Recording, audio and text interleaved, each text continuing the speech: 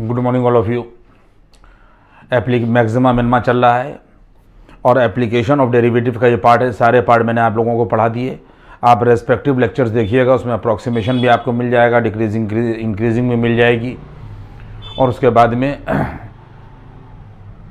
जितना भी rate of major वगैरह है वो सब इसके अंदर मिल जाएगा। और ये लास्ट चीज़ मैक्सिमा मिनिमा के बाद, यानी मैक्सिमा मिनिमा की जो प्रॉब्लम मैक्सिमा निकालना और मिनिमा निकालने के बाद में यहाँ के ऊपर ये एप्लीकेशन ऑफ मैक्सिमा मिनिमा है। इसमें वर्ड्स प्रॉब्लम्स को हम लोग डील करने जा रहे हैं। कोशिश करेंगे कि 10-12 प्रॉब्लम्स जो हैं वो लग जाएं और उसके बेस के ऊपर आप लोग अपना चैप्टर जो है वो ख़त्म कर लें। ये यहाँ पर एप्लीकेशन ऑफ मैक्सिमा मिनिमा, और ये क्वेश्चन नंबर यहाँ के ऊपर ये 1 है, और इसकी लैंग्वेज में पढ़ रहा हूँ, आप लोग सुनेंगे। The length of the perimeter of a sector of a circle is 20 centimetre. Give an expression for the area of the sector in terms of R. The radius of the circle, जो R है वो circle की radius है और वही sector में भी radius है। And hence find the maximum area of the sector. देखिए इस तरीके के, ये तो खैर थोड़ी इजी प्रॉब्लम है, लेकिन इससे टिपिकल प्रॉब्लम्स भी होंगी। और बात को आप बहुत कायदे से मेरी बात को समझ लें कि जब भी हम लोग इस तरीके के वर्ड्स की प्रॉब्लम को डील करेंगे तो इसमें 2 इक्वेशन बनेंगी, और जिसका मैक्सिमा निकालना है उस इक्वेशन को बची हुई इक्वेशन की मदद से हम लोग कन्वर्ट करेंगे। हम आपको तरीका बता रहे हैं। देखिए हमारे पास में यहाँ के पर ये सर्किल है और इसका जो सेक्टर है वो OAB है, लिख दिया गया है OAB इसका ये सेक्टर है। इस सेक्टर में यहाँ के ऊपर ये भी रेडियस होगी, ये भी R मान लिया और ये R मान लिया, और इसके आर्क की जो लंबाई है सेक्टर की, ये हम लोगों ने स्मॉल l कंसीडर कर ली। सारे बच्चे देखेंगे। और इसका जो सेंट्रल एंगल है, यानी ये आर्क इसके सेंटर पर जो एंगल बना रही है उस एंगल को हम लोगों ने थीटा कंसीडर कर लिया। सबसे पहले सवाल में ये बात कही गई है कि give an expression for the area. क्या कहा गया? Give an expression for the area of the sector in terms of यहाँ के ऊपर आर। पहले हम लोग एक्सप्रेशन निकालेंगे एरिया का सेक्टर के, किस टर्म्स में? इन टर्म्स ऑफ यहाँ के ऊपर आर। ये सब बातें लिख दी गई हैं कि OAB जो है वो is the sector of circle, और आर्क AB की लंबाई हम लोगों ने यहाँ के ऊपर L मान ली है। और एरिया ऑफ सेक्टर का, बच्चों जिन लोगों को फार्मूला नहीं मालूम है वो देख लें कि एरिया ऑफ सेक्टर A बराबर हाफ R स्क्वायर थीटा, ये फार्मूला होता है। हाफ R स्क्वायर थीटा ये फार्मूला होता है। फिर एरिया ऑफ सेक्टर को A से रिप्रेजेंट किया गया है और हाफ रखा गया, और ये वाला R स्क्वायर यहाँ रख दिया गया, और ये है एंगल। ये हमने अलग ड्राइव कर दिया है कि एंगल हमेशा R अपान रेडियस के बराबर होता है।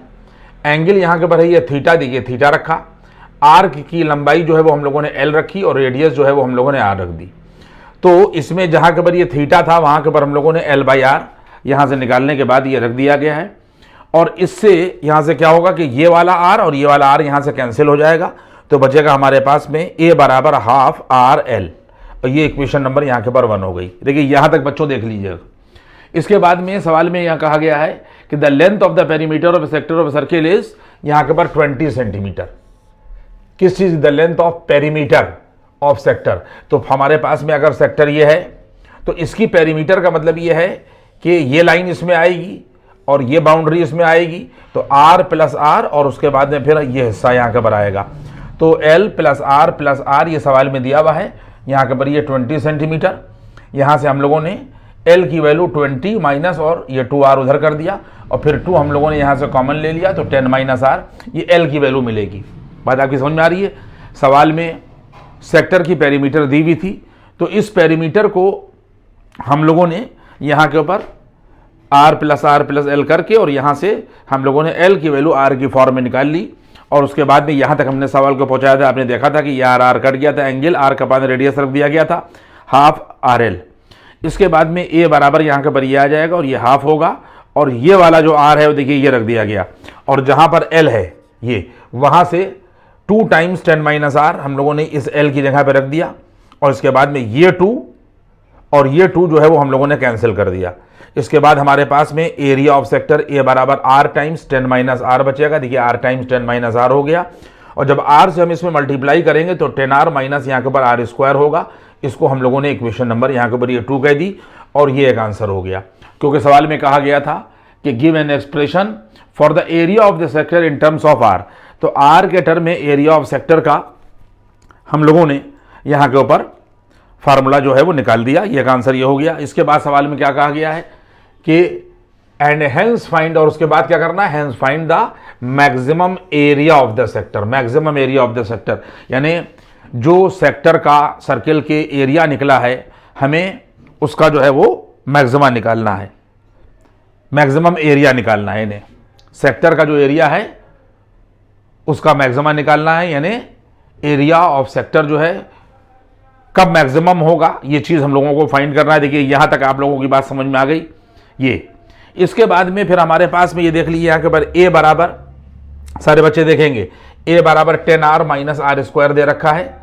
इसमें आप देख लें कि एरिया जो है वो रेडियस के ऊपर डिपेंड कर रहा है, देख रहे हैं आप लोग। तो फिर हमने एरिया को रेडियस के रेस्पेक्ट में डिफरेंशिएट कर दिया, तो डी ए अपॉन डी आर होगा, और 10r का डिफरेंशिएशन जो है वो 10 होगा, और माइनस आर स्क्वायर का डिफरेंशिएशन 2r होगा।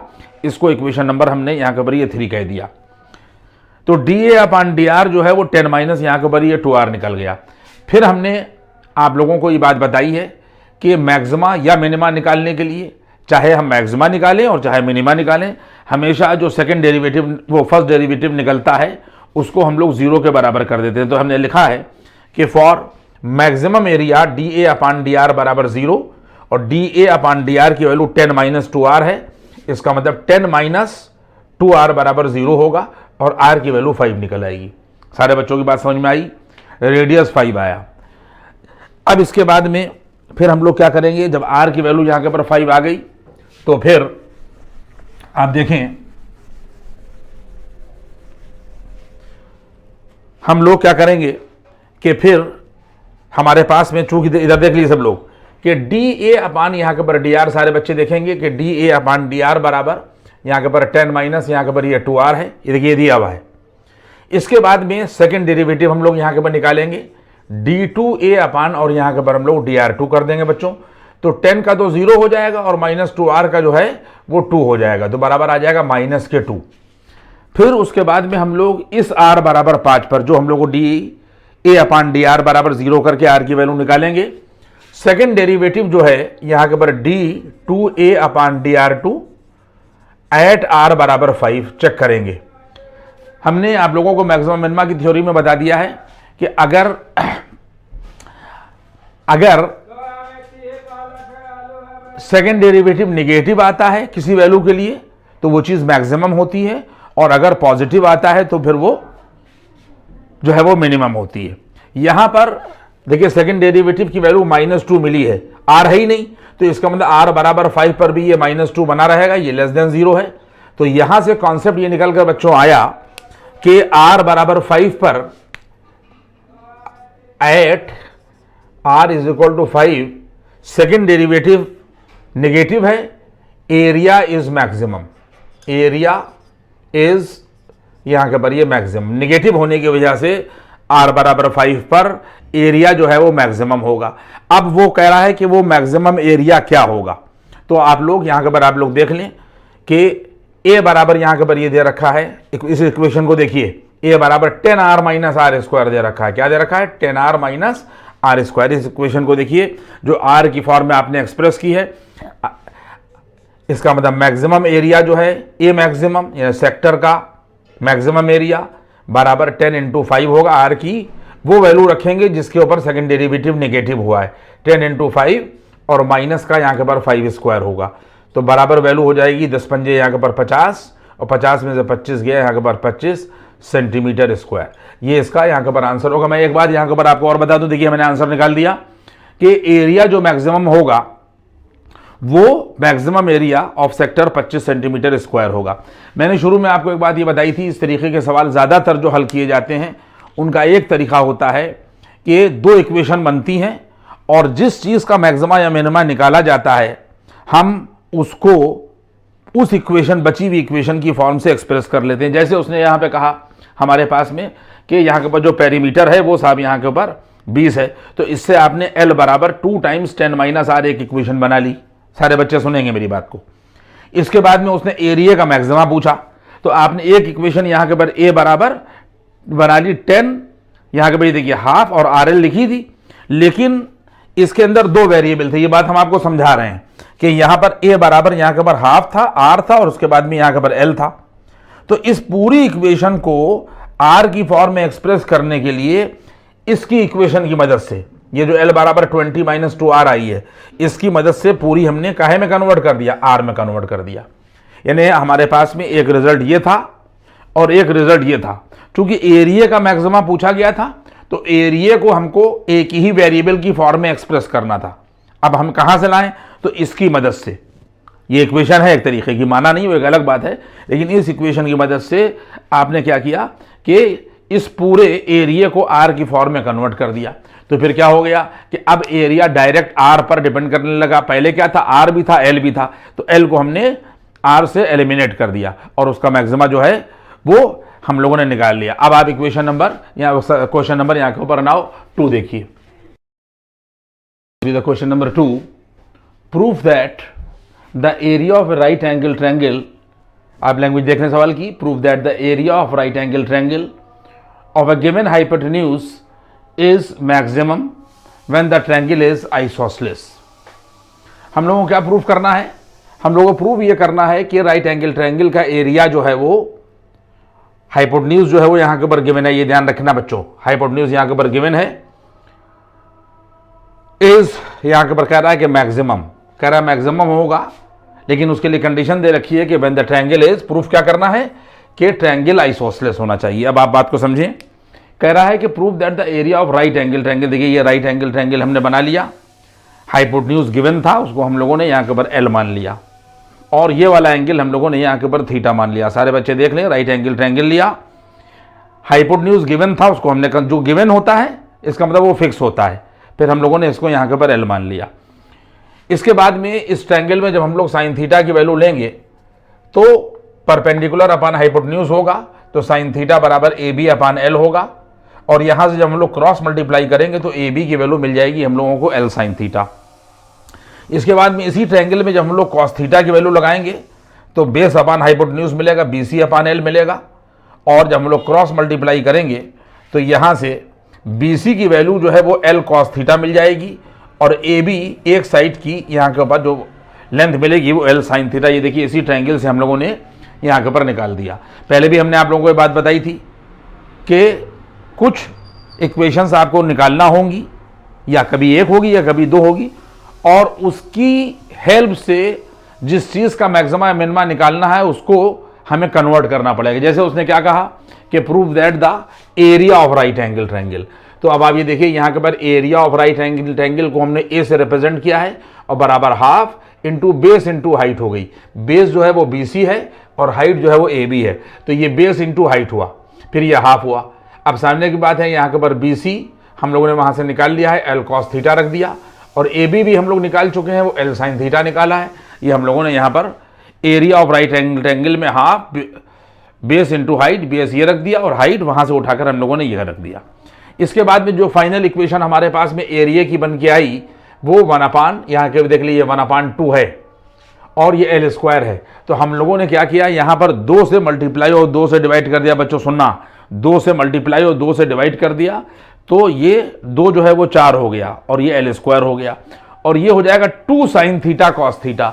और आप लोगों को फार्मूला पता है कि 2 sine theta cos theta sine 2 theta के बराबर हो जाएगा, और ये इक्वेशन नंबर यहाँ के ऊपर 1 बन गई।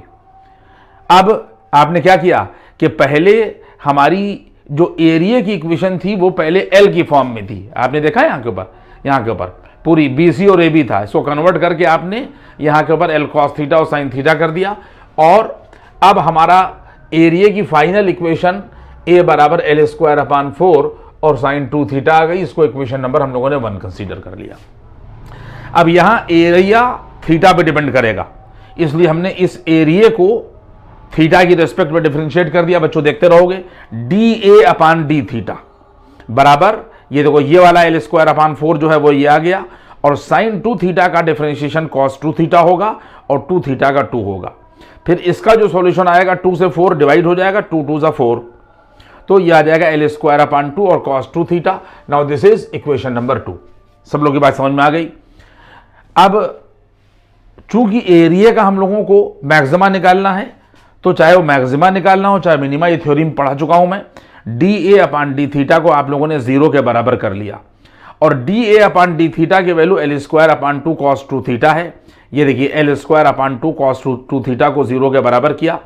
इसके बाद में यहां पर क्या कंडीशन लगेगी कि दो चीजें हैं, देखिए कि अगर लिखा हुआ है यहां के ऊपर ये 2x बराबर 0, तो इसका मतलब यह है कि हमारा होगा 2 is not equal to 0, only हम लोग लिखेंगे x बराबर 0। वही बात यहां पर भी आई कि ये जो एल स्क्वायर अपान 2 है ये 0 के बराबर नहीं होगा, नहीं तो हाइपोटेन्यूज खत्म हो जाएगा। समझ में बता रही है? तो L square upon 2 is not equal to 0, क्यों? क्योंकि पूरा ये यहां के ऊपर गिवन है, हाइपोटेन्यूज 0 नहीं हो सकता, तो इसके लिए ये वैल्यू 0 नहीं होगी। Only cos 2 theta is equal to 0, ये देखिए हमने लिख दिया। इसके बाद में कॉस 2 थीटा बराबर 0, कॉस 2 थीटा ये लिखा, और 0 की जगह पर हम लोगों ने कॉस 90 लिख दिया, क्योंकि कॉस 90 की वैल्यू 0 होती है। दोनों तरफ से हम लोगों ने यहां के ऊपर कॉस जो है वो रिमूव कर दिया, तो 2 थीटा की वैल्यू π/2 आ जाएगी। बच्चों देख रहे हैं आप लोग? तो फिर यहां पर थीटा की वैल्यू आ जाएगी, 2 इधर चला गया, यहां के ऊपर आ जाएगा π/4। थीटा बराबर क्या आ जाएगा?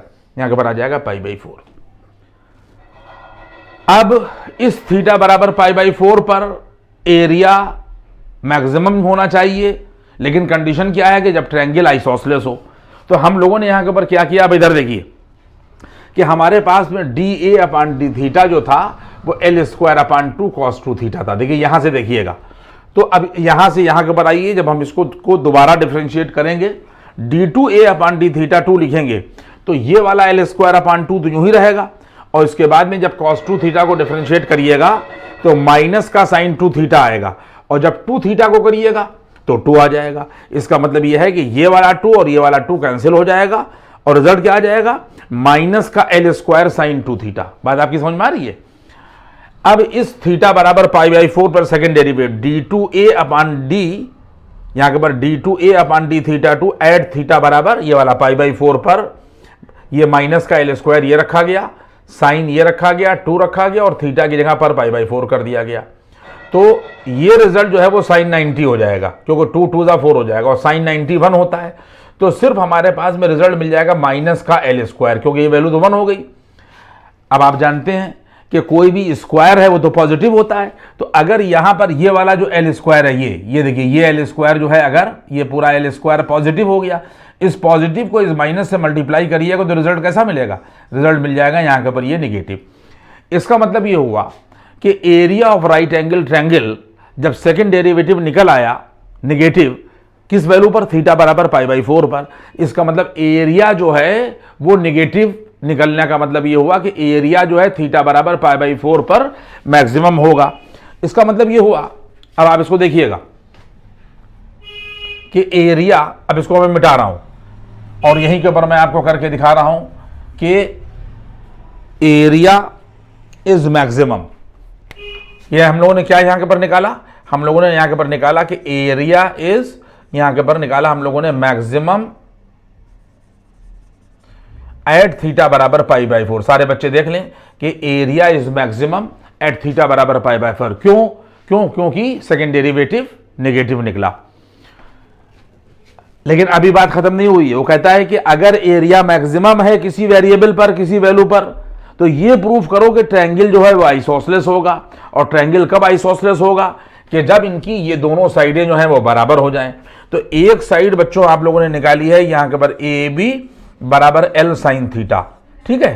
तो इस थीटा बराबर π/4 पर एरिया मैक्सिमम हो रहा है, तो जब आप एल ये रखिएगा और साइन π/4 बच्चों ये रखिएगा जिसके ऊपर मैक्सिमम हो रहा है, तो वैल्यू मिल जाएगी एल अपान √2।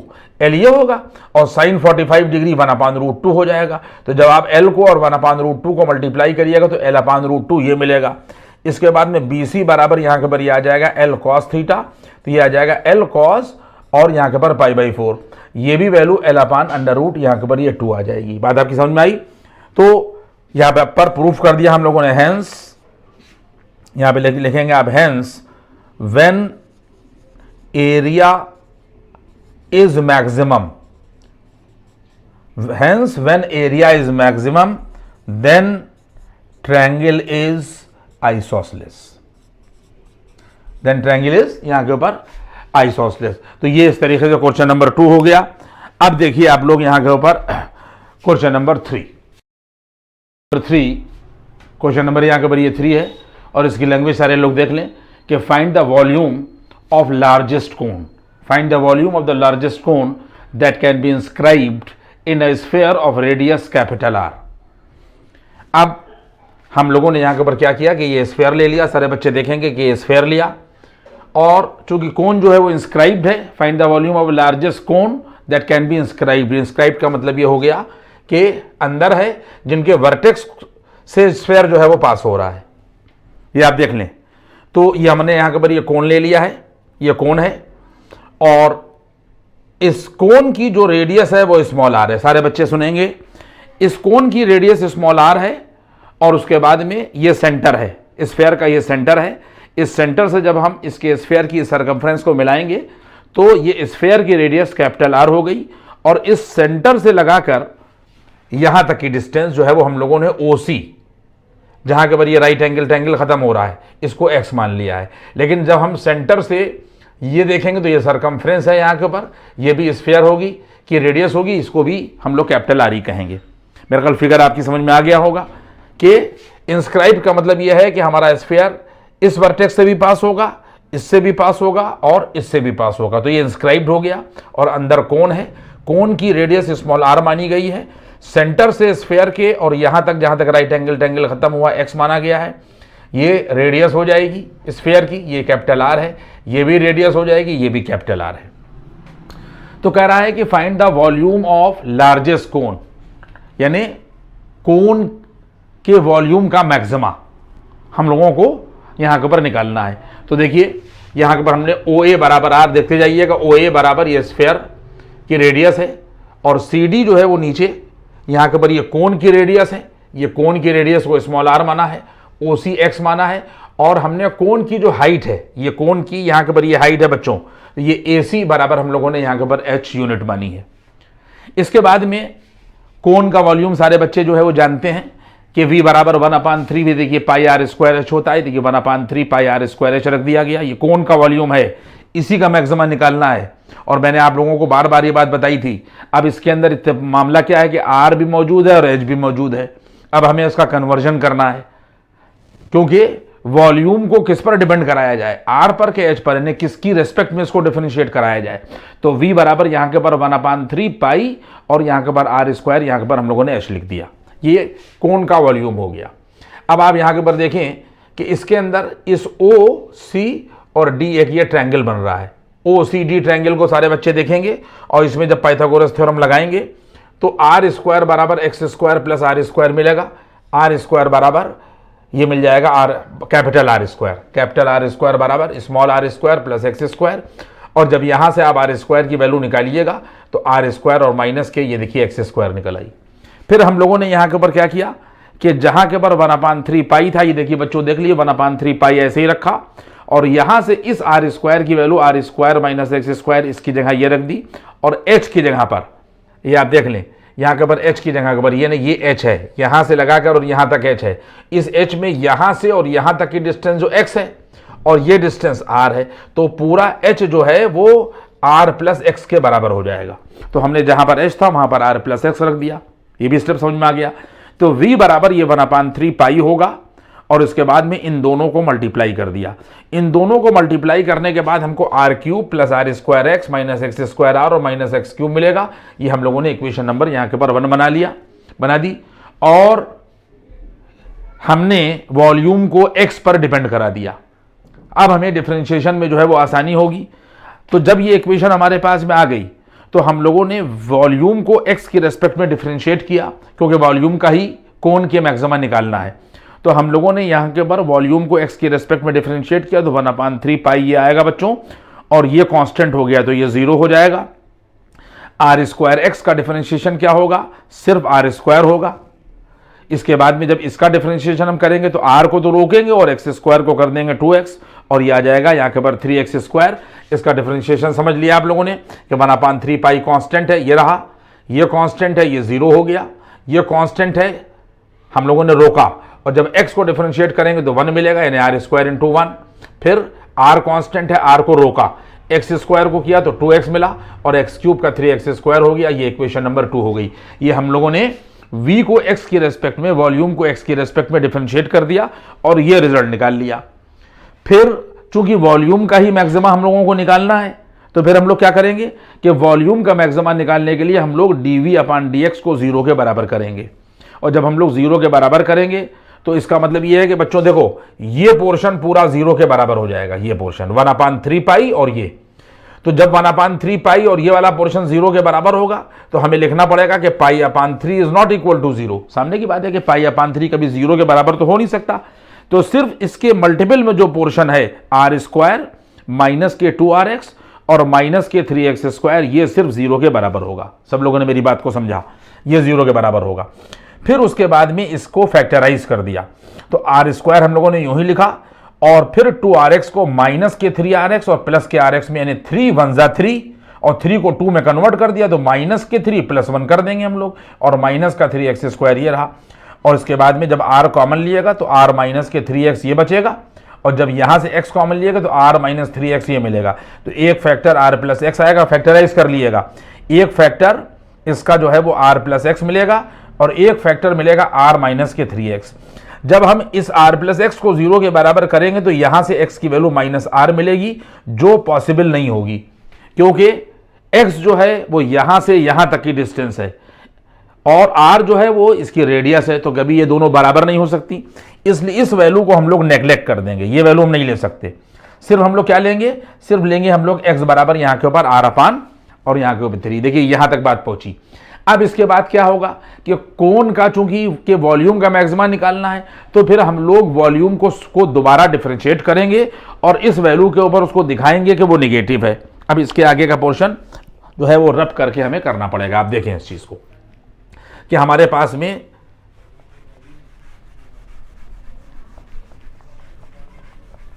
देखें, जब हम लोग यहां के ऊपर सारे बच्चे देखेंगे कि हमारे पास में यहाँ के ऊपर dv/dx लिखा है। देखिए d2v और अपान यहाँ के ऊपर हम लोगों ने dx2 कर दिया। हमने क्या किया कि इसको दोबारा जो है वो डिफरेंशिएट किया तो d2v/dx2 ये हम लोग करेंगे। तो देखिए 1/3 पाई तो बच्चों बना रहेगा, 1/3 पाई बना रहा और इसके बाद में फिर हमारे पास में ये आएगा और देखिए ये तो 0 ही है और ये खाली r² है तो ये भी 0 हो गया, तो ये भी खत्म हो गया और ये भी खत्म हो गया। अब इसके बाद में यहाँ के ऊपर हमारे पास में क्या होगा वैल्यू, माइनस के 2r। ये देखिए माइनस के 2r रोका और x को जब हम लोग x के रेस्पेक्ट में डिफरेंशिएट करेंगे तो ये 1 आ जाएगा, तो इसका माइनस के 2r आएगा और माइनस का यहाँ के ऊपर आ जाएगा 6x। सब लोगों ने मेरी बात को समझा। इसके बाद में फिर ये देखिए d2v और अपान dx2 एट x बराबर यहाँ के ऊपर r/3 बच्चों, x बराबर यहाँ के ऊपर r/, यहाँ के ऊपर ये 3। तो यहाँ के ऊपर सारे बच्चे देखेंगे ये π/3 जो है ये वाला ही तो बना रहेगा और फिर हम लोग ब्रैकेट लगाएंगे और माइनस के ये 2r लिखेंगे और माइनस का 6 लिखेंगे और इस x की जगह के ऊपर हम लोग r/3 कर देंगे क्योंकि हम लोग यहाँ के ऊपर वैल्यू x की निकाल चुके हैं। x की जगह पर r/3 कर देंगे और जब हम लोग बच्चों इसको सॉल्व करेंगे तो देख लो कि यहाँ के ऊपर π/3 मिलेगा और 3 2 6 हो जाएगा तो माइनस का 2r ये आ जाएगा, माइनस का यहाँ के ऊपर ये 4r। अब तुम खुद ही देख लो कि अगर 3 से इसको डिवाइड करने के बाद 2r मिल रहा है तो माइनस का 2r और माइनस का 2r जो है ये माइनस का 4r मिल जाएगा। इसका मतलब ये है कि रिजल्ट जो है वो मिल जाएगा, ये देखिए माइनस हुआ और उसके बाद में ये मिल जाएगा 4 पाई और r और अपान यहाँ के ऊपर 3। आप सामने की बात है 4/3 भी पॉजिटिव है, पाई भी पॉजिटिव है और रेडियस ऑफ स्फीयर ये भी पॉजिटिव है, लेकिन जब इस माइनस से मल्टीप्लाई होगा तो रिजल्ट 0 हो जाएगा। तो इसका मतलब ये हो जाएगा कि volume of cone is maximum, is यहाँ के ऊपर मैक्सिमम कब, when x is equal to यहाँ के ऊपर r/ और यहाँ के ऊपर 3। अब कह रहा था find the volume of largest cone. इसका मतलब यह है कि x बराबर r/3 पर जो कोन का वॉल्यूम होगा, वॉल्यूम ऑफ कोन, वो मैक्सिमम होगा। अब इसके बाद में वो क्या होगा, अब हम लोग यहां के ऊपर जाएंगे। हम आपको याद होगा, मैं इसको यहां के ऊपर रब करता हूं और आपको पता है कि मैंने जो इक्वेशन निकाली थी वो v बराबर 1/3, v बराबर यहां के ऊपर 1/3 पाई और r² और माइनस के x², ये देखिए r² और माइनस के एक्स स्क्वायर और आर प्लस और यहाँ के ऊपर एक्स। ये इक्वेशन हमने यहाँ से, जब आप पॉज करके पीछे वाले जाएंगे तो आपको इक्वेशन वॉल्यूम की एक्स की फॉर्म में यहाँ के ऊपर ये देखने लगेगी। अब हम लोग क्या करेंगे, हमें क्या चाहिए, हमको वॉल्यूम का मैक्सिमा चाहिए, यानी मैक्सिमम वॉल्यूम चाहिए। तो सारे बच्चे 1/3 ये रखेंगे, पाई ये रखेंगे, ये ब्रैकेट रखेंगे और आर स्क्वायर ये रखेंगे और माइनस एक्स की जगह पर r/3 कर देंगे। तो ये आ जाएगा r²/9। एक ब्रैकेट में बच्चों ये आएगा और इसके बाद में r प्लस और r/3 कर देंगे। जब हम वॉल्यूम ऑफ कोन का मैक्सिमम होगा जब x r/3 होगा, तो x की जगह पर हम लोगों ने r/3 रख दिया, तो निकल आएगा 1/3 पाई बच्चों। और यहाँ के पर निकल आएगा 9r² और माइनस r²।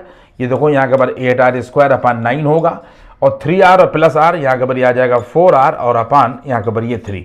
इसके बाद में तुम लोग यहाँ के ऊपर क्या कर दोगे, 3 × 9 और यहाँ के पर ये आ जाएगा पाई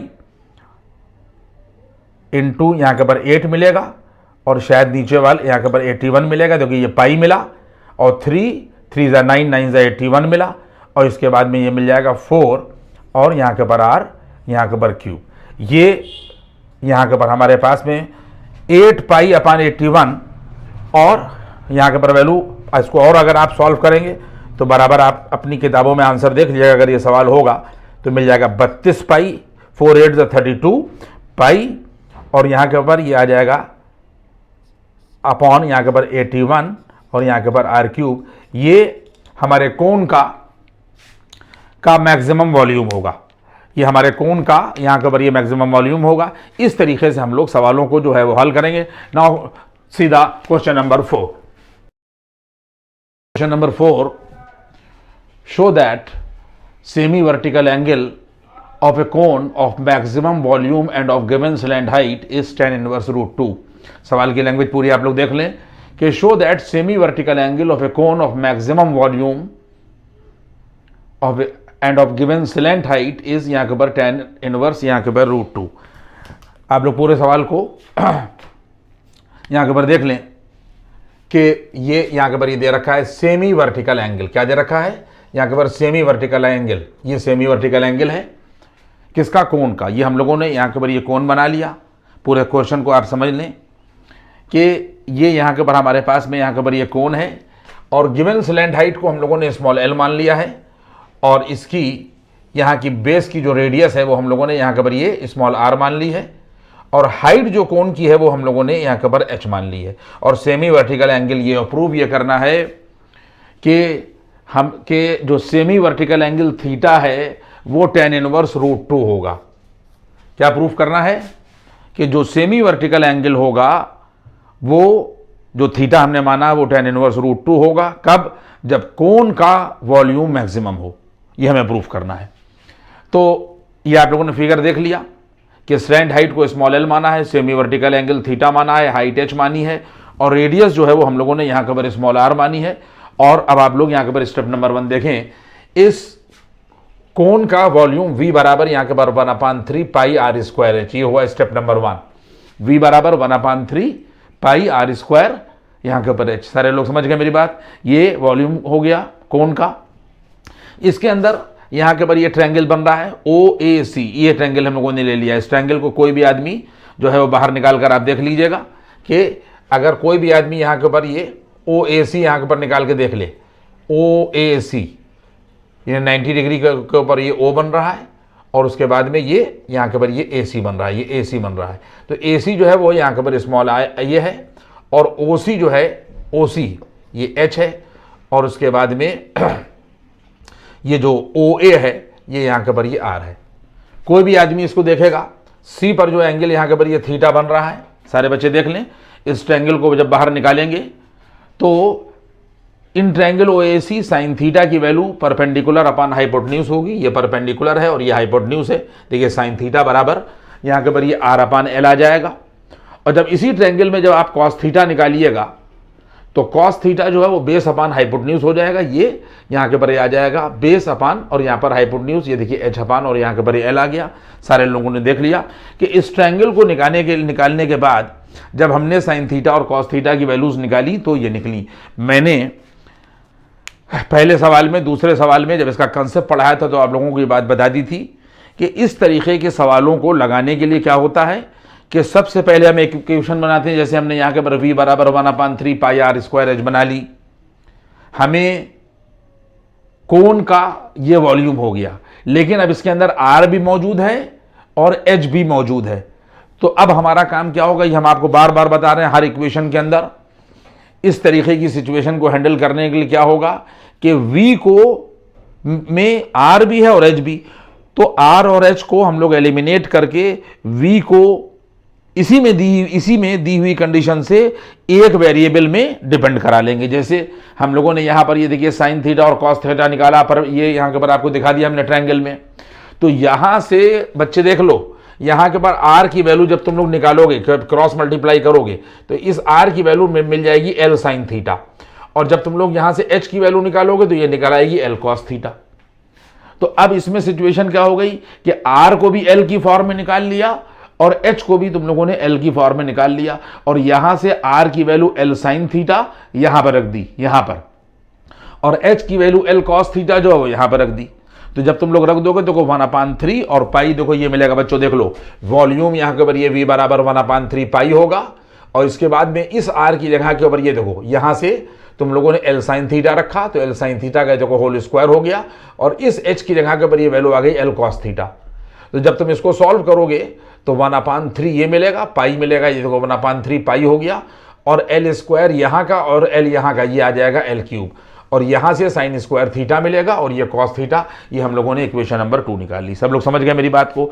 अब इससे फायदा क्या हुआ, बार बार हम आपको ये बात बता रहे हैं कि हमारे पास में वॉल्यूम में आर भी मौजूद था, एच भी मौजूद था, लेकिन हमने यहां से ट्रायंगल से इसी में की कंडीशन से हमने क्या कर दिया कि v बराबर 1/3 pi L cube sine square theta cos theta. देखिए ये तो कांस्टेंट है, 1/3 पाई एल क्यूब तो कांस्टेंट है, लेकिन इसमें थीटा वेरिएबल है। यानी अब हम डायरेक्ट क्या कर सकते हैं कि हम लोग वॉल्यूम को थीटा की रिस्पेक्ट में डिफरेंशिएट कर सकते हैं। तो हम लोगों ने बच्चों क्या किया कि यहाँ के ऊपर ये वैल्यू, अब देखिए ये v बराबर 1/3 pi L cube sine square theta cos theta लिखा है, सारे बच्चे देख लें। तो अब हमने इस वॉल्यूम को थीटा की रेस्पेक्ट में डिफरेंशिएट कर दिया। जब हम वॉल्यूम को थीटा की रेस्पेक्ट में डिफरेंशिएट करेंगे तो यहां पर ये देखिए ये मिल जाएगा dv/d थीटा, और बराबर ये वैल्यू आ जाएगी 1/3 पाई एल क्यूब। ये देखिए 1/3 पाई एल क्यूब कांस्टेंट बाहर ले लिया, और इसके बाद में यहां से देखिए हम लोगों ने फर्स्ट फंक्शन, ये फर्स्ट फंक्शन हुआ, और डिफरेंशियल कोएफिशिएंट ऑफ सेकंड, जब हम इसको डिफरेंशिएट करेंगे तो माइनस का साइन थीटा मिलेगा, फिर प्लस सेकंड फंक्शन, ये देखिए ये सेकंड फंक्शन है, यहाँ के ऊपर ये, यहाँ के ऊपर फर्स्ट फंक्शन है, और ये सेकंड फंक्शन है। फिर उसके बाद में ये सेकंड फंक्शन आएगा, और डिफरेंशियल कोएफिशिएंट ऑफ जब फर्स्ट करेंगे, जब हम लोग साइन स्क्वायर थीटा को डिफरेंशिएट करेंगे तो देखिए 2 साइन थीटा मिलेगा, और फिर साइन थीटा का डिफरेंशिएशन कॉस थीटा मिलेगा, और ये इक्वेशन नंबर हम लोगों ने 3 बना दी। ये हम लोगों ने वॉल्यूम को थीटा की रिस्पेक्ट में यहाँ के ऊपर डिफरेंशिएट कर दिया। यहाँ तक बात पहुँच गई। इसमें यहाँ के ऊपर ये हमारे पास में इक्वेशन नंबर यहाँ के ऊपर ये 3 आ गई, इसके बाद में इक्वेशन नंबर यहां के ऊपर ये 3 आ गई। अब इसमें हम लोग क्या करेंगे, यहां तक देखिए कि मैक्सिमम या मिनिमम वॉल्यूम के लिए, क्योंकि वॉल्यूम का ही मैक्सिमम मिनिमम निकालना है, ये हम लोगों ने फॉर मैक्सिमम या मिनिमम वॉल्यूम के लिए हम लोगों ने dv/d थीटा को 0 के बराबर कर दिया। ये हम आपको बता चुके हैं कि जब भी हमको मिनिमा या मैक्सिमा निकालना है तो हम लोग dy/dx 0 के बराबर करते हैं। हमारे पास में यहाँ पे dv/d थीटा है, तो इसको हम लोगों ने 0 के बराबर कर दिया। ये भी स्टेप समझ में आपकी आ गया। और dv/d थीटा में हमारे पास में क्या लिखा हुआ है, ये देखिए 1/3 पाई एल क्यूब, सारे बच्चे देखेंगे, ये देखिए 1/3 और यहाँ के पर ये पाई एल क्यूब ही आ गया, ठीक है। और इसके बाद में ये देखिए 2 लिखा हुआ है, ये पहले लिख दिया है हमने प्लस वाला, यहाँ के पर ये 2 और ये साइन थीटा और ये कॉस थीटा मल्टीप्लाई हो जाएगा, तो यहाँ तक आ गया देखिए 2 साइन थीटा और कॉस स्क्वायर थीटा, और माइनस का साइन क्यूब थीटा देखिए ये आ जाएगा, ये देखिए माइनस का साइन क्यूब थीटा, और बराबर यहाँ के ऊपर 0 dv/d थीटा को हम लोगों ने 0 के बराबर कर दिया। ये स्टेप भी आप लोगों को क्लियर हो गया होगा। इसके बाद में आप एक बात समझ लें कि मैंने उस दिन भी आपको ये बात बताई थी कि हमारे पास में ये 1/3 पाई एल क्यूब यहाँ के ऊपर लगा हुआ है, और इतना पोर्शन इसके साथ भी मैंने आपको समझा दिया। 1/3 पाई एल क्यूब जो है वो 0 के बराबर नहीं होगा। सामने की बात है कि 1/3 ना 0 के बराबर हो सकता है, ना पाई 0 के बराबर हो सकता है, ना स्लैंड हेड 0 के बराबर हो सकती है, ठीक है। सिर्फ only 2 sine theta cos square theta, ये देखिए लिखा हुआ है, ये सिर्फ जीरो के बराबर होगा, सिर्फ ये पोर्शन। तो ये पोर्शन अगर खाली जीरो के बराबर होगा, देख लीजिए हमने क्या लिखा, 1/3 pi L cube is not equal to zero. Only यहां से हम लोगों ने साइन थीटा कॉमन ले लिया बच्चों, यहां से साइन थीटा कॉमन ले लिया गया है, तो सिर्फ हमारे पास में 2 कॉस स्क्वायर थीटा बचेगा और माइनस का साइन स्क्वायर थीटा बराबर जीरो, यानी सिर्फ ये पोर्शन जीरो के बराबर हुआ और इसमें से हम लोगों ने साइन थीटा जो है वो, ये देखिए हम लोगों ने कॉमन निकाल लिया। ये भी बात आपकी समझ में आ गई। इसके बाद में फिर वैल्यू क्या हो जाएगी, अब फिर हमने फिर लिखा कि अगर साइन थीटा यहां के पर मल्टीपल में लगा है तो साइन थीटा भी जीरो के बराबर नहीं हो सकता। अगर साइन थीटा जीरो के बराबर हो जाएगा तो भी थीटा जीरो के बराबर हो जाएगा। आपको पता है कि अगर साइन थीटा बराबर जीरो तो थीटा बराबर जीरो, और थीटा अगर यहां पर जीरो हो जाएगा तो सामने के वर्टिकल एंगल ही खत्म हो जाएगा, सेमी वर्टिकल एंगल खत्म हो जाएगा। तो यहां पर हमने क्या बात लिखी कि ये sine theta is not equal to zero, sine theta is not equal to zero. Only क्या चीज जीरो होगी, सिर्फ ये पोर्शन जीरो होगा। सारे बच्चे मेरी बात समझ रहे होंगे कि साइन थीटा जीरो नहीं हो सकता। साइन थीटा अगर जीरो होगा तो थीटा भी जीरो हो जाएगा, और थीटा जीरो हो जाएगा तो सेमी वर्टिकल एंगल ही खत्म हो जाएगा। तो इसलिए ये पोर्शन भी जीरो के बराबर नहीं हो सकता। सिर्फ ओनली क्या होगा, सिर्फ ये जीरो के बराबर होगा। तो हम लोगों ने क्या लिखा, जब ये जीरो के बराबर होगा तो इसका मतलब ये है कि साइन स्क्वायर थीटा बराबर 2 कॉस स्क्वायर थीटा आ जाएगा। इसके बाद ये स्टेप आ जाएगा, जब इसको जीरो के बराबर करिएगा तो ये स्टेप मिलेगा, और साइन स्क्वायर थीटा और अपॉन कॉस स्क्वायर थीटा बराबर 2 हो जाएगा। Sine square theta upon cos square theta बराबर 2 हो जाएगा। इस स्टेप को लिखा नहीं है हमने, ठीक है। तो साइन स्क्वायर थीटा अपन कॉस स्क्वायर थीटा बराबर 2 का मतलब टेन स्क्वायर थीटा बराबर 2, और टेन स्क्वायर थीटा बराबर 2 का मतलब टेन थीटा बराबर √2। तो थीटा बराबर यहां के ऊपर टेन इनवर्स, यानी जो सेमी वर्टिकल एंगल था वो टेन इनवर्स √2 निकल आया। यहां तक बात पहुंच गई। लेकिन अभी सवाल प्रूव नहीं हुआ। वो कहता है कि अगर थीटा टेन इनवर्स √2 है तो ये प्रूव करो कि कोण का जो वॉल्यूम है वो मैक्सिमम होगा। अब हम आगे बढ़ रहे हैं सवाल को लेके। अब इसके लिए क्या करना पड़ेगा, इसके लिए हमको सेकंड डेरिवेटिव जो वॉल्यूम का है, dv अपॉन डी थीटा आपने निकाला है ना, तो dv अपॉन डी थीटा को दोबारा डिफरेंशिएट करिए और फिर दिखाइए कि वो नेगेटिव है। किस वैल्यू पर, थीटा बराबर टेन इनवर्स √2 पर, या टेन थीटा बराबर √2 पर। अगर वो नेगेटिव है तो ये प्रूव हो जाएगा कि वॉल्यूम जो है कोण का थीटा बराबर टेन इनवर्स √2 पर या टेन थीटा बराबर √2 पर मैक्सिमम है। अब सारे बच्चे देखिए, इक्वेशन नंबर 3 ये लिखी हुई है। सारे बच्चे देख लीजिए, इक्वेशन नंबर यहाँ के ऊपर 3 लिखी हुई है। ये हम लोगों ने क्या किया कि यहाँ के ऊपर ये देखिए d2v और अपॉन यहाँ के ऊपर ये डी थीटा 2 किया। इसको हम लोगों ने देखिए दोबारा डिफरेंशिएट कर दिया। सारे बच्चे देख लें कि d2v अपॉन डी थीटा 2 किया, और ये 1/3 पाई एल क्यूब ये आ गया। इसके बाद में माइनस का ये देखिए साइन क्यूब थीटा। सिचुएशन क्या हो गई कि हमारे पास में यहाँ के ऊपर ये लिखा हुआ है, सारे बच्चे देखें कि ये माइनस का साइन क्यूब थीटा लिखा हुआ है। क्या लिखा हुआ, माइनस के साइन क्यूब थीटा। जब माइनस के साइन क्यूब थीटा को, अब दिमाग में रखिए, अपने इमेजिन करिए कि माइनस के साइन क्यूब थीटा को जब आप डिफरेंशिएट करिएगा तो माइनस तो रहेगा, और साइन क्यूब थीटा को जब आप डिफरेंशिएट करिएगा तो 3 साइन स्क्वायर थीटा आएगा, और फिर जब साइन थीटा को डिफरेंशिएट करिएगा तो कॉस थीटा आएगा। तो ये डिफरेंशिएट हो गया। इसके बाद फिर हम लोग इस प्लस को लेकर आगे आए, और फिर हम लोगों ने ये 2 जो है वही बाहर रखा, और 2 बाहर रखने के बाद में अब आप एक देख लें इस चीज़ को कि हमारे पास में ये 2 है, और इसके बाद में ये साइन थीटा लिखा हुआ है। ये एक फंक्शन ये है, और एक फंक्शन क्या है यहाँ के ऊपर कॉस स्क्वायर थीटा। सारे बच्चे समझ रहे हैं, एक फंक्शन साइन थीटा है और एक फंक्शन हमारे पास में कॉस स्क्वायर यहाँ के ऊपर ये थीटा है। तो फिर क्या करेंगे कि हम लोगों ने ये देखिए फर्स्ट फंक्शन किया साइन थीटा, ठीक है, और दूसरा क्या है, कॉस स्क्वायर थीटा है। तो अगर हमारे पास में दूसरा फंक्शन कॉस स्क्वायर थीटा है बच्चों, देख लो, तो फर्स्ट फंक्शन तो ये हो गया, और जब कॉस स्क्वायर थीटा को तुम डिफरेंशिएट करोगे तो 2 कॉस थीटा आएगा। सारे बच्चे मेरी बात समझ रहे हैं, और फिर जब कॉस थीटा को करोगे तो ये माइनस साइन थीटा आ जाएगा। यहां तक बात पहुंच गई। फिर उसके बाद में प्लस ये फर्स्ट फंक्शन हुआ, और फिर ये डिफरेंशियल कोएफिशिएंट ऑफ सेकंड हुआ, फिर प्लस लगेगा, और प्लस लगने के बाद में फिर सेकंड फंक्शन क्या था, कॉस स्क्वायर थीटा था, तो हम लोगों ने कॉस स्क्वायर थीटा रखा। फर्स्ट फंक्शन क्या था, साइन थीटा था, साइन थीटा को हम लोगों ने जब डिफरेंशिएट किया तो ये कॉस थीटा हो गया। सारे लोग मेरी बात समझ गए, यहां तक हो गया। इसके बाद में सारे बच्चे देख लें कि d2v और अपॉन डी थीटा 2 ये हुआ, और 1/3 पाई एल क्यूब ये होगा। और उसके बाद में फिर हम लोगों ने क्या किया कि यहां से आप लोग देख लें इस चीज को कि यहां से हम लोगों ने कॉस क्यूब थीटा कॉमन ले लिया, यहां से भी, सारे बच्चे देखें, और उसके बाद में यहां से भी, इस स्टेप से भी, और इस स्टेप से भी कॉस क्यूब थीटा कॉमन ले लिया। और जबकि आप देख लें कि जब आप कॉस क्यूब थीटा यहां से कॉमन लेंगे, यानी कॉमन लेने का क्या हो मतलब होता है, जो ठीक ठाक मैथमेटिक्स जानते हैं बच्चे वो समझ लेंगे कि अगर कोई चीज कहीं पर कॉमन नहीं होती है तो उससे डिवाइड हो जाता है।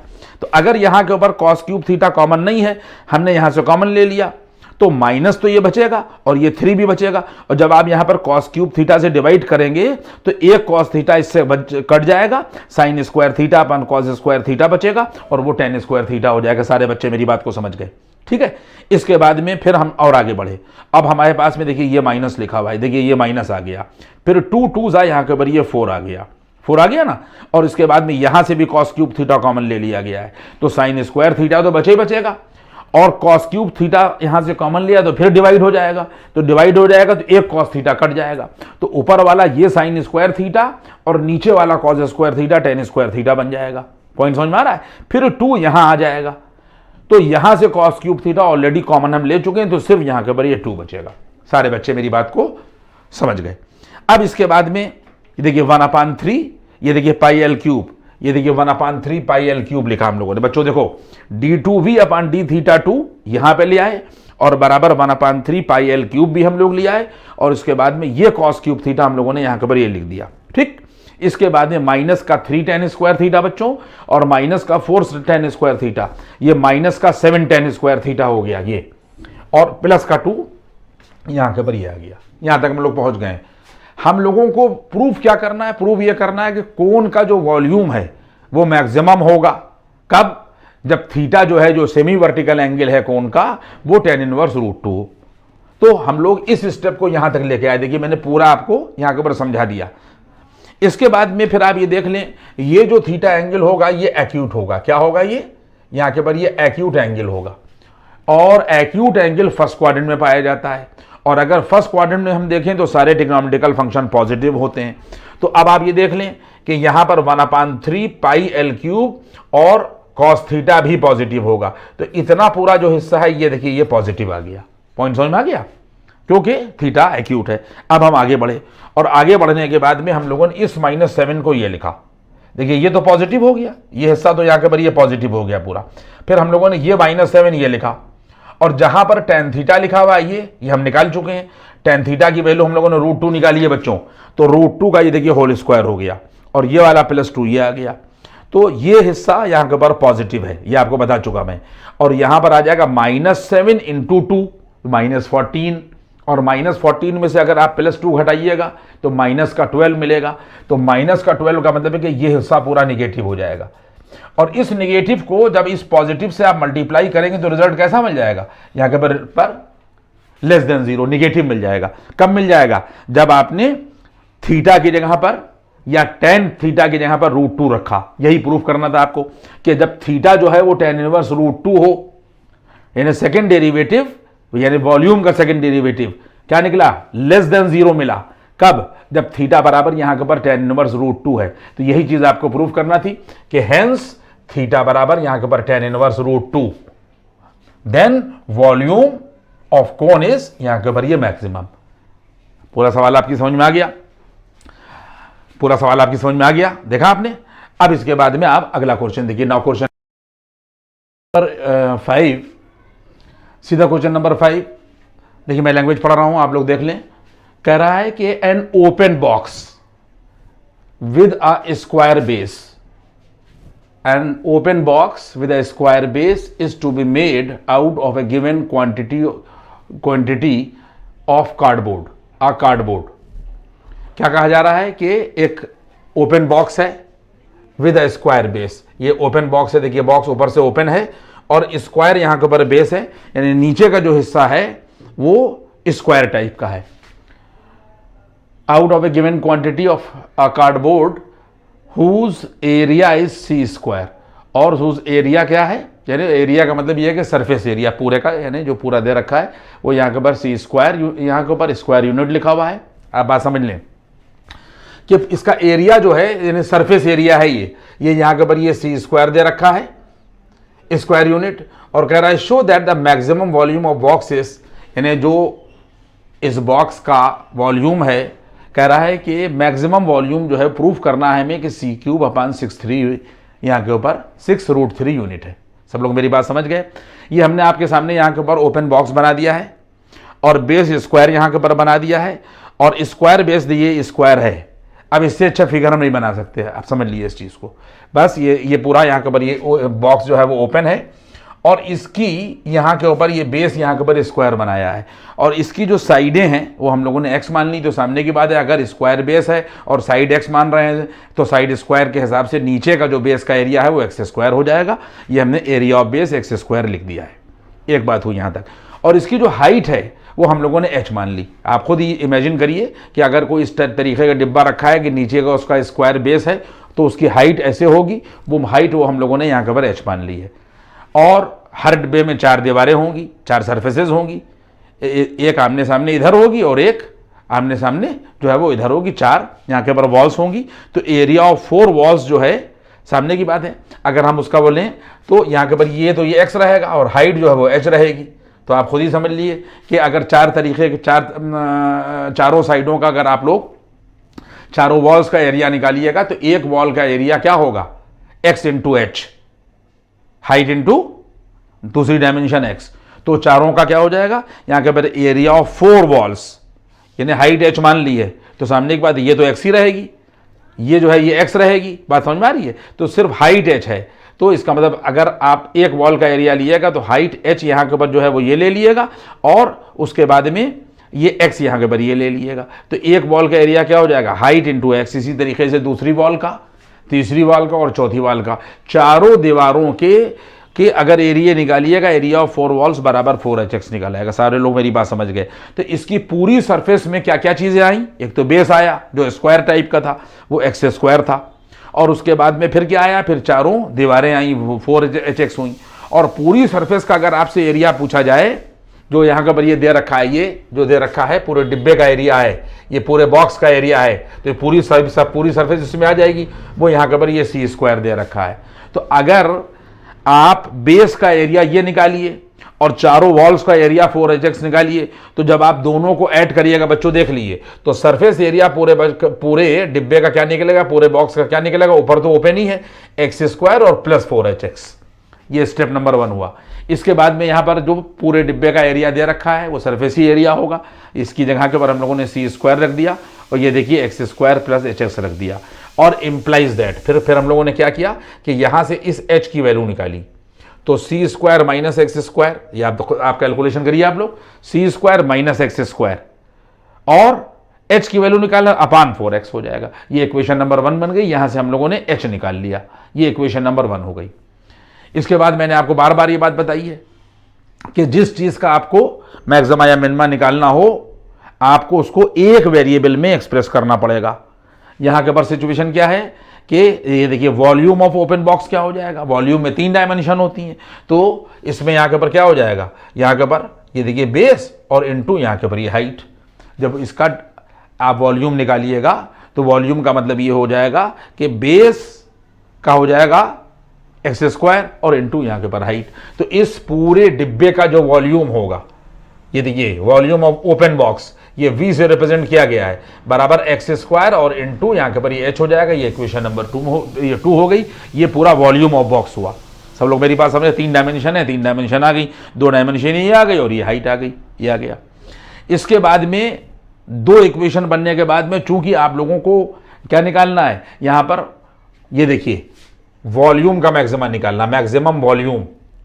तो मैक्सिमम वॉल्यूम का मतलब ये हो गया कि इस v को यूं रखा और एक्स स्क्वायर को यहां पर रखा। देखिए 2 वेरिएबल हैं एक्स और एच, तो एक्स स्क्वायर को यूं रखा और पहली इक्वेशन से जो हम लोगों ने एच निकाला था उस वैल्यू को उठाकर इसकी जगह पर ये हम लोगों ने रख दिया।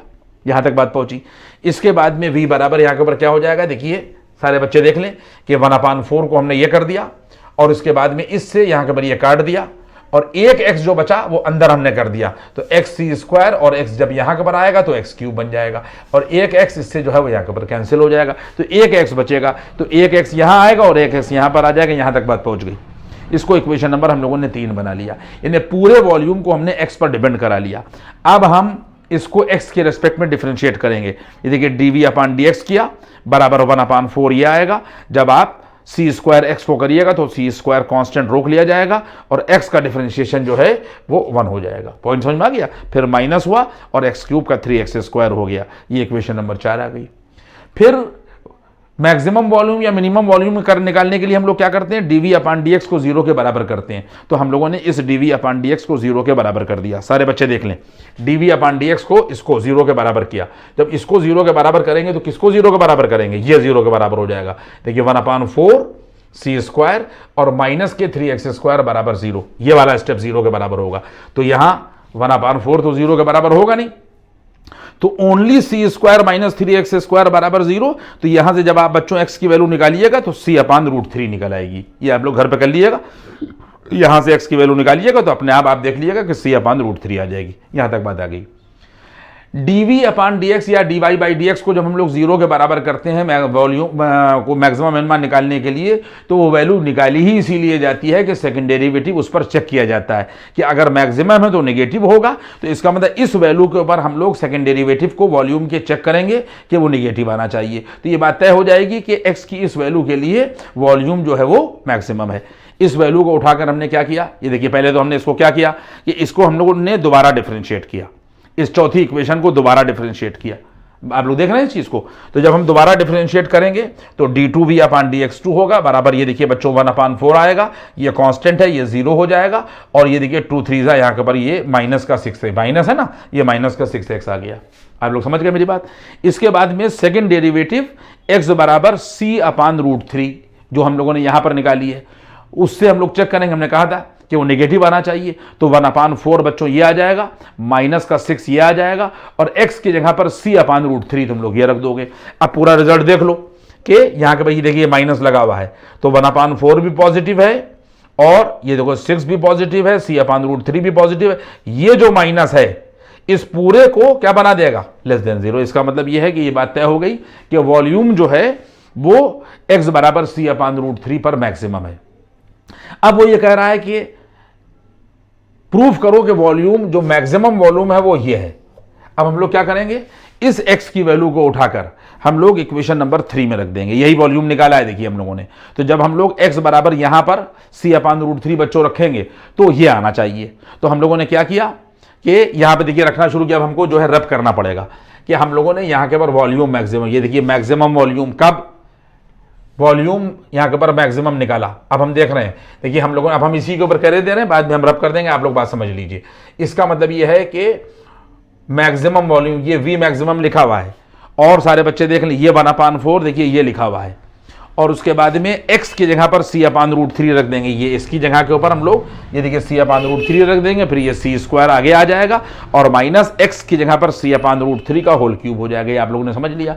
इसका मतलब ये हुआ कि वॉल्यूम, मैक्सिमम वॉल्यूम जो होगा किस पे, एट x बराबर c अपान √3। अब हम उसी कैलकुलेशन को आगे बढ़ाने हैं। सारे बच्चे देखेंगे कि 1 अपान यहाँ के पर देखिए 4 रखा जाएगा। अब हम बाद में रब कर देंगे, आप लोग पहले समझ लीजिए। तो यहां पर जब आप इस c से इस c स्क्वायर को मल्टीप्लाई करिएगा तो यहां के पर आ जाएगा c³ अपान √3।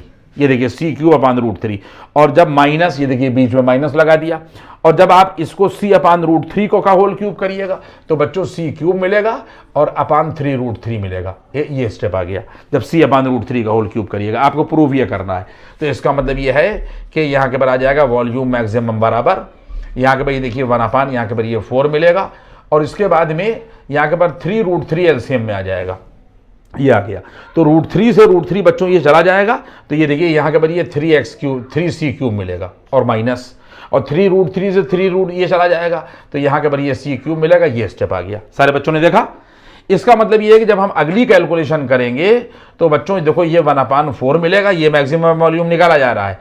अब तुम लोग देख लेना, ये 2c³ हो जाएगा, 2c³ और अपॉन यहाँ के पर ये आ जाएगा 3 और अंडर रूट यहाँ के पर ये 3। सारे बच्चे देख लें कि 2 जा यहाँ के पर 4 हो जाएगा, ये 2 और 2 3 जा कितना हो जाएगा, ये देखिए 6√3 और ऊपर वाला c³ आ जाएगा। Hence volume is maximum at x बराबर, volume is maximum at x बराबर c अपान √3।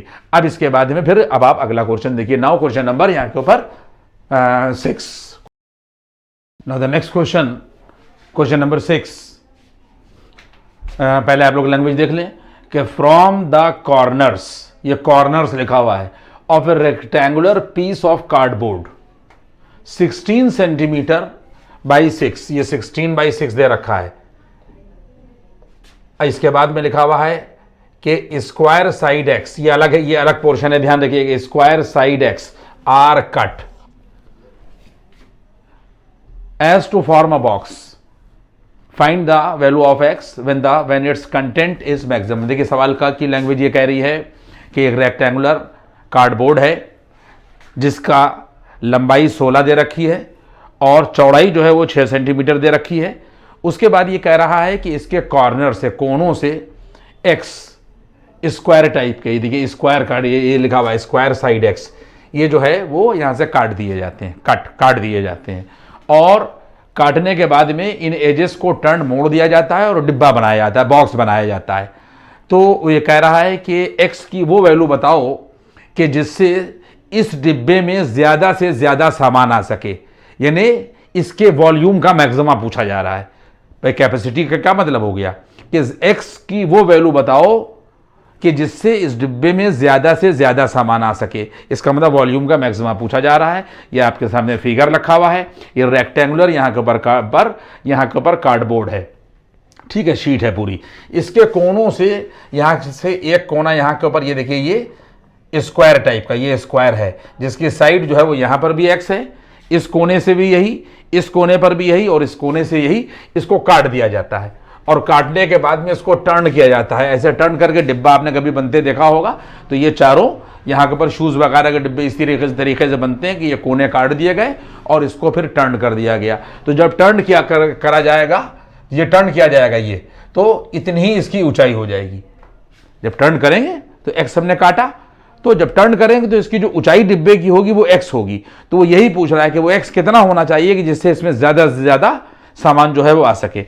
तो यहाँ के बाद आप ये देख लीजिए कि जब हिस्सा यहाँ से कट जाएगा और यहाँ से भी कट जाएगा, तो इसका मतलब ये है कि यहाँ से और यहाँ तक पूरी 16 थी, जब x ये निकल गई और x ये निकल गई, तो अब डिब्बे की जो लंबाई बचेगी वो 16 माइनस 2x बचेगी, क्योंकि x प्लस x निकल गया। इसी तरीके से चौड़ाई जो है पूरी 6 है, तो इसमें से जब ये x यहाँ से ये कट जाएगी और x यहाँ से जो है ये कट जाएगी, तो अब जो चौड़ाई बचेगी बच्चों वो 6 माइनस 2x बचेगी और उसके बाद में इसी x को टर्न करके ऊंचाई कर दी जाएगी। तो इसकी जो हाइट ऑफ बॉक्स है वो x हो गई। यहाँ तक बात आई और हमने आपको बता दिया कि वॉल्यूम ही पूछा जा रहा है, तो इस बक्से का वॉल्यूम क्या होगा, ये एक 16 माइनस के 2x लंबाई गुणे चौड़ाई और गुणे ऊंचाई, ये तीनों को मल्टीप्लाई कर दिया तो ये वॉल्यूम ऑफ बॉक्स होगा। और जब आप इन तीनों को मल्टीप्लाई करेंगे बच्चों, तो जो वॉल्यूम यहाँ के ऊपर मिलेगा, हम मल्टीप्लीकेशन को हमने यहाँ के ऊपर नहीं, ये वैल्यू मिलेगी 4x cube minus 44x square और प्लस का 96x, इन तीनों को घर पर आप लोग मल्टीप्लाई कर दिएगा तो वॉल्यूम आपका यहाँ के ऊपर ये मिलेगा। इसके बाद में इस वॉल्यूम को, चूंकि वॉल्यूम डायरेक्टली एक्स पर डिपेंड कर रहा है, इसलिए वॉल्यूम को एक्स के रेस्पेक्ट में डिफरेंशिएट करिएगा। तो ये देखिए आज 3 4 से यहाँ के ऊपर 12x स्क्वायर होगा और 44 को 2 से करिएगा तो 44 दूनी 88x ये आएगा और 96x को करिएगा तो 96 मिलेगा। ये इक्वेशन नंबर 1 हो गई और ये इक्वेशन नंबर यहाँ के ऊपर ये 2 हो गई। इसके बाद में हमने आपको बताया था कि वॉल्यूम का मैक्सिमा या किसी भी चीज़ का मिनिमा निकालने के लिए हम लोग dv/dx को, यानी dy/dx जो भी होता है उसको 0 के बराबर करते हैं। तो हम लोगों ने क्या किया कि इसको 0 के बराबर बच्चों कर दिया। जब इसको 0 के बराबर करेंगे तो जब हम लोग यहाँ से 4 कॉमन ले लेंगे तो 4 3 12 हो जाएगा और 4 2 8 4 2 8 हो जाएगा। 4 से जब इसको आप डिवाइड करिएगा तो 24 हो जाएगा बराबर 0। यहाँ तक देखिए ये स्टेप समझ लीजिए आप। इसके बाद में 4 जो है वो इधर चला जाएगा तो कहानी समाप्त हो जाएगी इसकी। फिर इसको फैक्टराइज कर लेंगे, 3x स्क्वायर माइनस 22x और प्लस 24 को घर के ऊपर फैक्टराइज कर लीजिएगा। जब आप इसके फैक्टर करिएगा तो एक फैक्टर x माइनस 6 बच्चों मिलेगा और एक फैक्टर मिलेगा 3x माइनस 4। फैक्टर सब लोग करना इंटरमीडिएट लेवल पे जानते हैं। तो अब इसमें से जब आप x माइनस 6 को 0 के बराबर करिएगा तो x की वैल्यू 6 मिलेगी और एक x की वैल्यू यहां से 4/3 मिलेगी। लेकिन x बराबर जो 6 है ये पॉसिबल हो नहीं सकती। क्यों? क्योंकि पूरी विद x है, वो पूरी विद जो है वो 6 है। तो इसका मतलब खाली x जो है वो 6 नहीं हो सकता, क्योंकि पूरे के पूरी यहां के ऊपर जो कार्डशीट की यहां के ऊपर चौड़ाई दे रखी है वो 6 है। तो ये 6 वैल्यू जो है वो पॉसिबल नहीं हो सकती x की। तो सिर्फ x की वैल्यू 4/3 ली जाएगी बच्चों।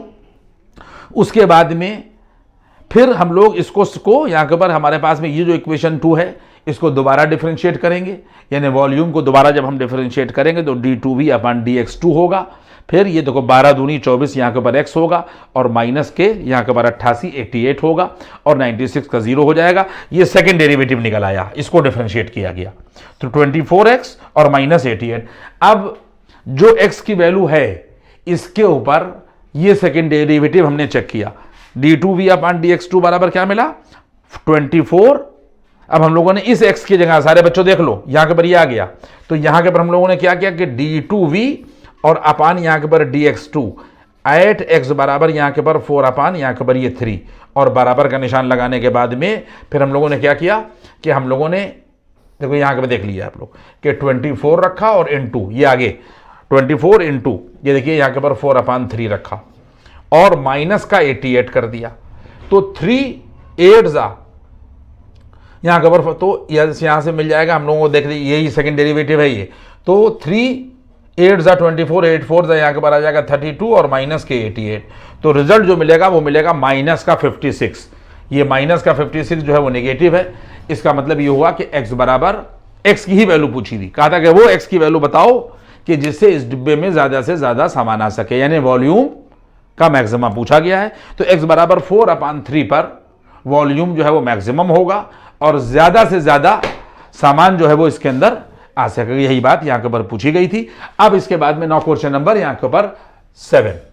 नेक्स्ट क्वेश्चन नंबर 7 यहां के ऊपर 6 क्वेश्चन हो गए और ये क्वेश्चन नंबर यहां के ऊपर ये 7 है और 7 की भी लैंग्वेज देख लीजिए। हम इसीलिए जितने भी क्वेश्चन ज़्यादा से ज़्यादा करा सकते हैं हम करा रहे हैं आप लोगों को, कि चीज़ें जो हैं वो आपकी समझ में आ जाएं। ये जो भी इस वक्त आप क्वेश्चन ये लास्ट यहाँ के ऊपर चल रहा है, जो भी इस वक्त हम 2-3 सवाल आपको लगा दें तो टोटल इसके जो भी प्रॉब्लम्स हों इस प्रॉब्लम की आप लैंग्वेज देख लीजिए। कह रहा है कि a right angle triangle PQR with constant area S। Question की लैंग्वेज देखिए, a right angle triangle PQR with constant area S find, यहां तक खत्म हो गया। अब इसके बाद कह रहा है कि find the sides of the triangle for which the area of the circumscribed circle is least. देखिए सर्कमस्क्राइब का मतलब आप ये समझ लीजिए कि यहां के ऊपर जो सिचुएशन कही है उसने यहां पर राइट एंगल ट्रायंगल कहा है, लेकिन अगर राइट एंगल ट्रायंगल ना भी हो हम आपको मिटा कर दिखाई दे देंगे। देखिए अगर हमारे पास में यहां के ऊपर ये सर्किल है, सारे बच्चे यहां के ऊपर देखेंगे, इसको भी हम जो है वो रब कर देंगे, बात आप समझ लें। और इसमें यहां के ऊपर हमारे पास में ये देखिए, इसमें यहां के ऊपर आप सिचुएशन यहां के ऊपर समझ लीजिए कि इस तरीके से अगर यहां के ऊपर ये ट्रायंगल बना हुआ है तो ये भी सर्कमस्क्राइब है, लेकिन इसमें सिचुएशन क्या है कि राइट एंगल ट्रायंगल नहीं है। सर्कमस्क्राइब का मतलब ये होता है कि जो ये सर्कम सर्किल है, सर्कम सर्किल का मतलब ये कि ये सेंटर होगा और ये भी रेडियस होगी, ये भी रेडियस होगी और ये भी रेडियस होगी, और सर्किल जो है वो इसके वर्टेक्स से पास होगा। ये एक वर्टेक्स ये होगा, एक वर्टेक्स ये होगा, एक वर्टेक्स ये होगा। लेकिन हमारे सवाल में उसने ये बात कही कि ट्रायंगल जो है वो राइट एंगल ट्रायंगल है, तो और सर्कमस्क्राइब है ये भी लिख दिया है उसने कि राइट एंगल ट्रायंगल PQR। देखिए PQR ले लिया गया है और ये राइट एंगल ट्रायंगल ले लिया गया है, लेकिन बात वही होगी कि जब ट्रायंगल पास होगा तो एक वर्टेक्स P से पास होगा, एक Q से पास होगा और एक यहां के ऊपर ये R से पास होगा। और सेंटर जो है ये सेंटर यहां के ऊपर इस तरीके से होगा कि ये डिस्टेंस OP और उसके बाद में यहां के ऊपर ये OR, और अगर हम ये डिस्टेंस लेंगे यहां के ऊपर ये OQ, ये Q है, ये सब बराबर होंगी। जिस तरीके से यहाँ के ऊपर हो रहा है कि अगर यहाँ के ऊपर ये P और यहाँ के ऊपर ये Q और यहाँ के ऊपर ये R ले लिया जाए और ये O ले लिया जाए तो OP OQR सब ये जो है रेडियाई ऑफ द सर्किल होंगी। ये राइट एंगल ट्रायंगल हो गया। इसके बाद में कह रहा है कि right angle triangle PQR with constant area S। यहाँ के ऊपर ये सारे बच्चे देखेंगे कि यहाँ के ऊपर कांस्टेंट एरिया S, ये एरिया यहाँ के ऊपर ये S ले रखा है। ये सर्कमस्क्राइब सर्किल हुआ, ये सेंटर हुआ और सेंटर के बाद में ये राइट एंगल ट्रायंगल यहाँ के ऊपर PQR हो गया।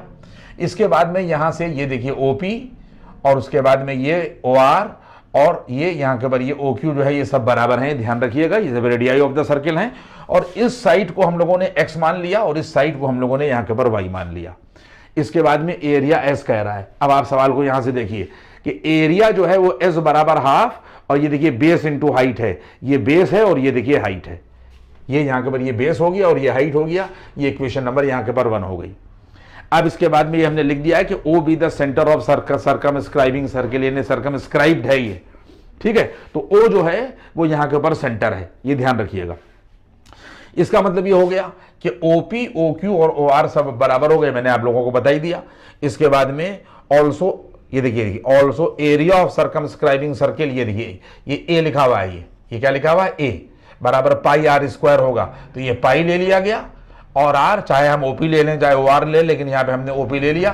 देखिए ये पाई लिखा हुआ है, पाई आर स्क्वायर, और रेडियस को हम लोगों ने यहां के ऊपर ओपी रिप्रेजेंट कर दिया। पॉइंट समझ में आ रहा है।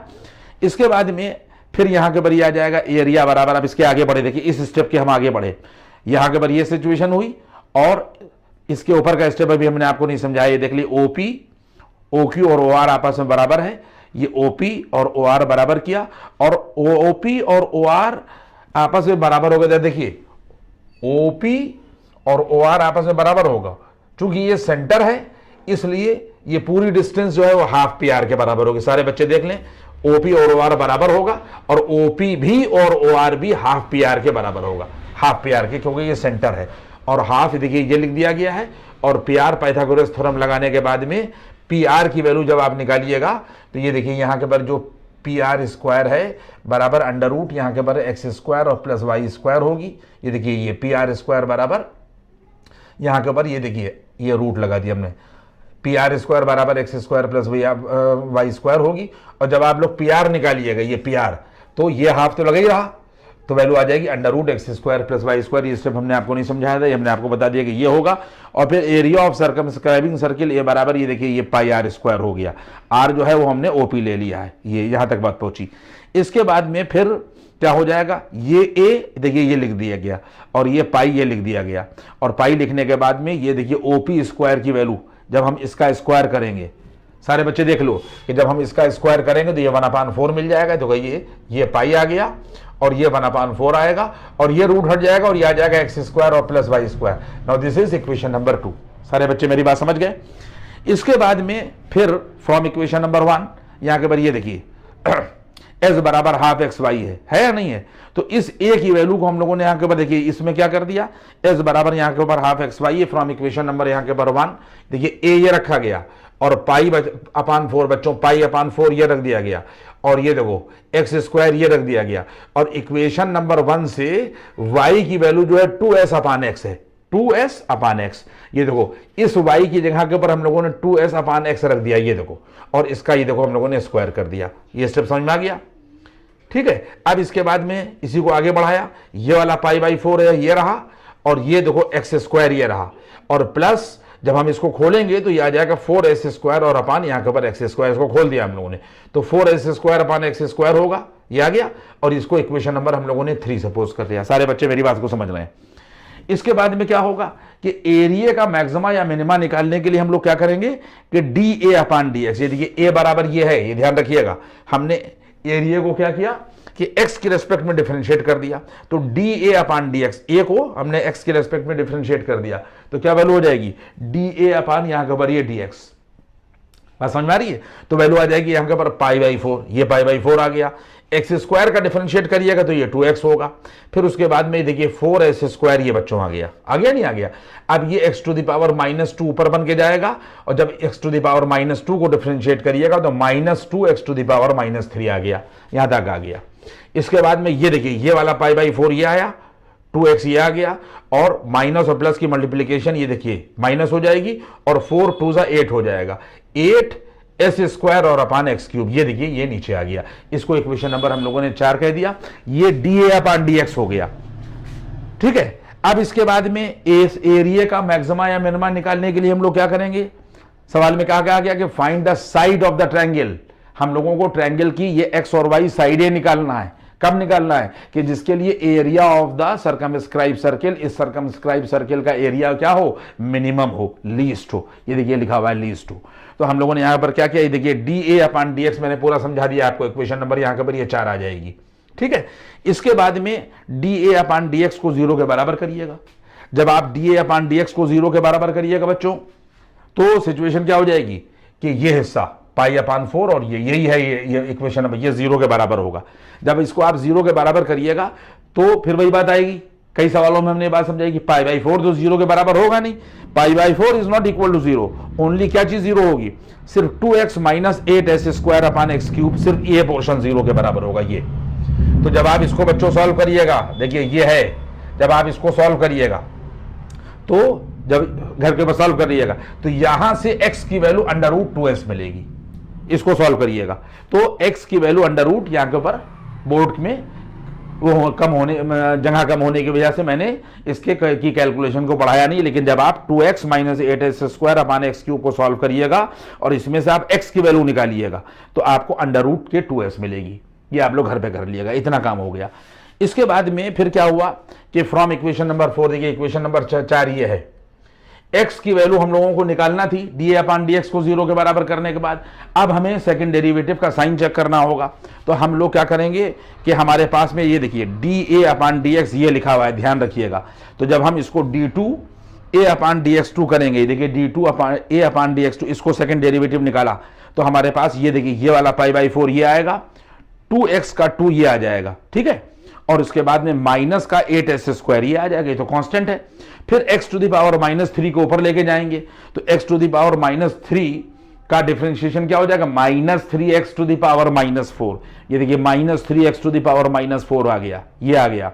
इसके बाद में जब आप इसको आगे बढ़ाइएगा तो देखिए ये वाला पाई बाई 4 ये लिखा रहेगा, इसके बाद में 2 ये लिखा रहेगा, ये लिखा रहा, और ये माइनस और ये माइनस यहाँ के ऊपर प्लस हो गया, और 8 3 24 हो गया, देखिए 24, और ये एस स्क्वायर आया और x to the power minus 4 नीचे आ जाएगा, x टू द पावर, ये यहाँ के ऊपर इक्वेशन नंबर यहाँ के ऊपर 5 हो गई। ये हमने सेकंड डेरिवेटिव निकाल दिया।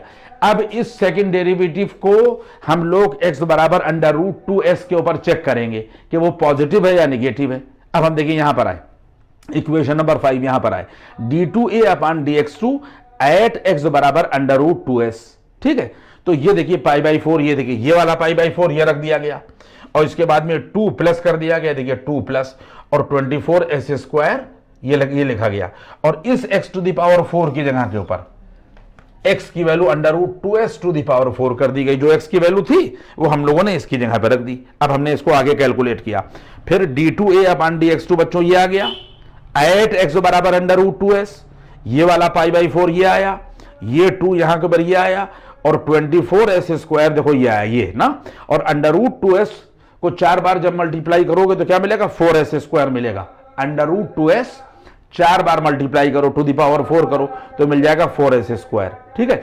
तो बच्चों जब इसको कैलकुलेट करोगे, इसको ये पाई बाई 4 नोट कर लो अपने पास पॉज करके कि पाई बाई 4 और ब्रैकेट में 2 प्लस 24 है, तो ये क्या आ जाएगा 4 दूनी 8, ठीक है।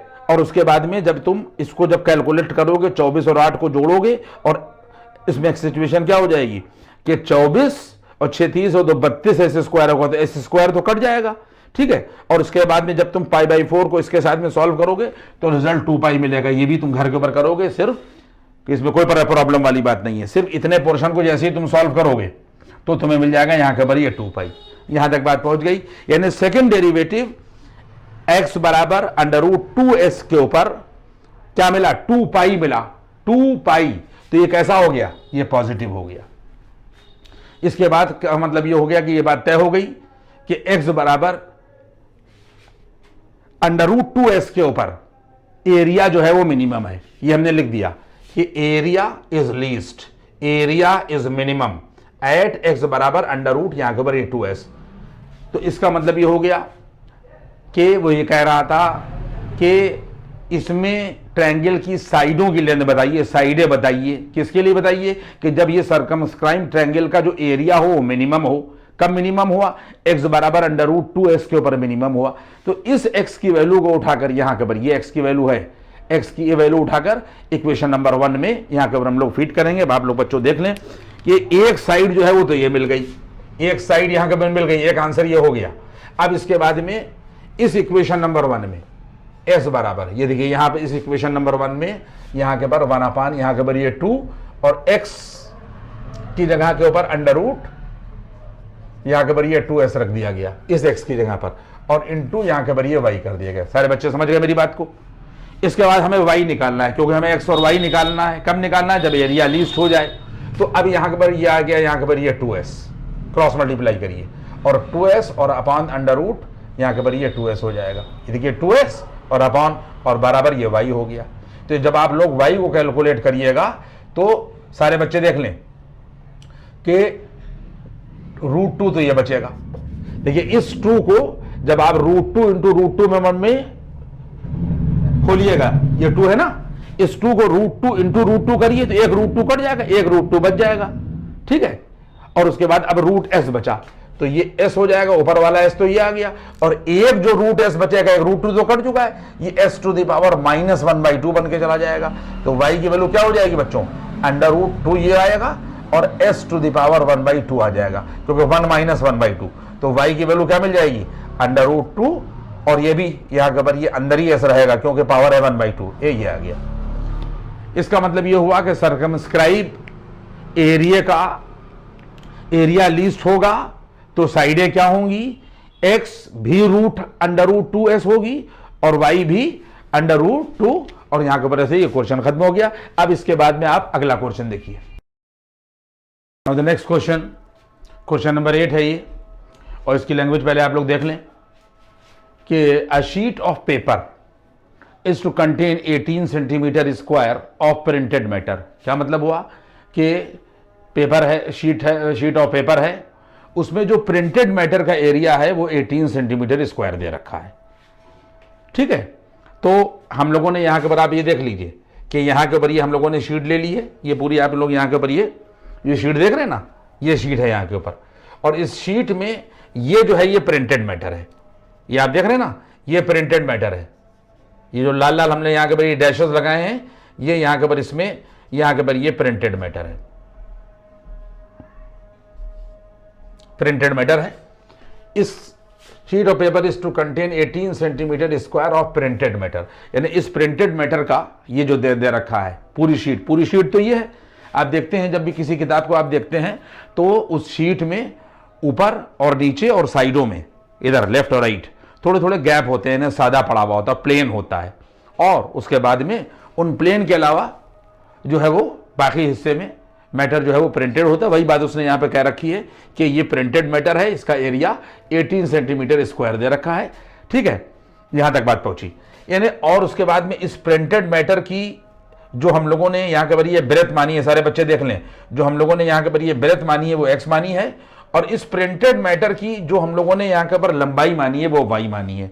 इसलिए प्रिंटेड मैटर का जो एरिया होगा, लंबाई गुणे चौड़ाई x गुणे y बराबर ये 18 हो जाएगा। ये इक्वेशन नंबर 1 बन गई। सारे लोग मेरी बात समझ गए कि प्रिंटेड मैटर की लंबाई और चौड़ाई हमने xy मान ली, और एरिया प्रिंटेड मैटर का 18 दे रखा है, तो xy बराबर आ जाएगा यहाँ के ऊपर 18 सेंटीमीटर स्क्वायर। ये देखिए ये आ गया। ठीक है, अब इसके बाद सवाल में क्या कहा गया कि the margins eight the top and bottom, तो ये टॉप हो गया और ये बॉटम हो गया। कह रहा है कि top and bottom are to be 2 centimetre. तो ये हम लोगों ने यहाँ के पर भी ये देखिए, ये यहाँ के पर ये मार्जिन हो गया, ये यहाँ के पर ये मार्जिन टॉप पर, और ये मार्जिन यहाँ के पर ये बॉटम पर, यहाँ के पर ये 2 सेंटीमीटर हो गया। ये भी बात समझ में आ गई। अब और आगे बढ़िए।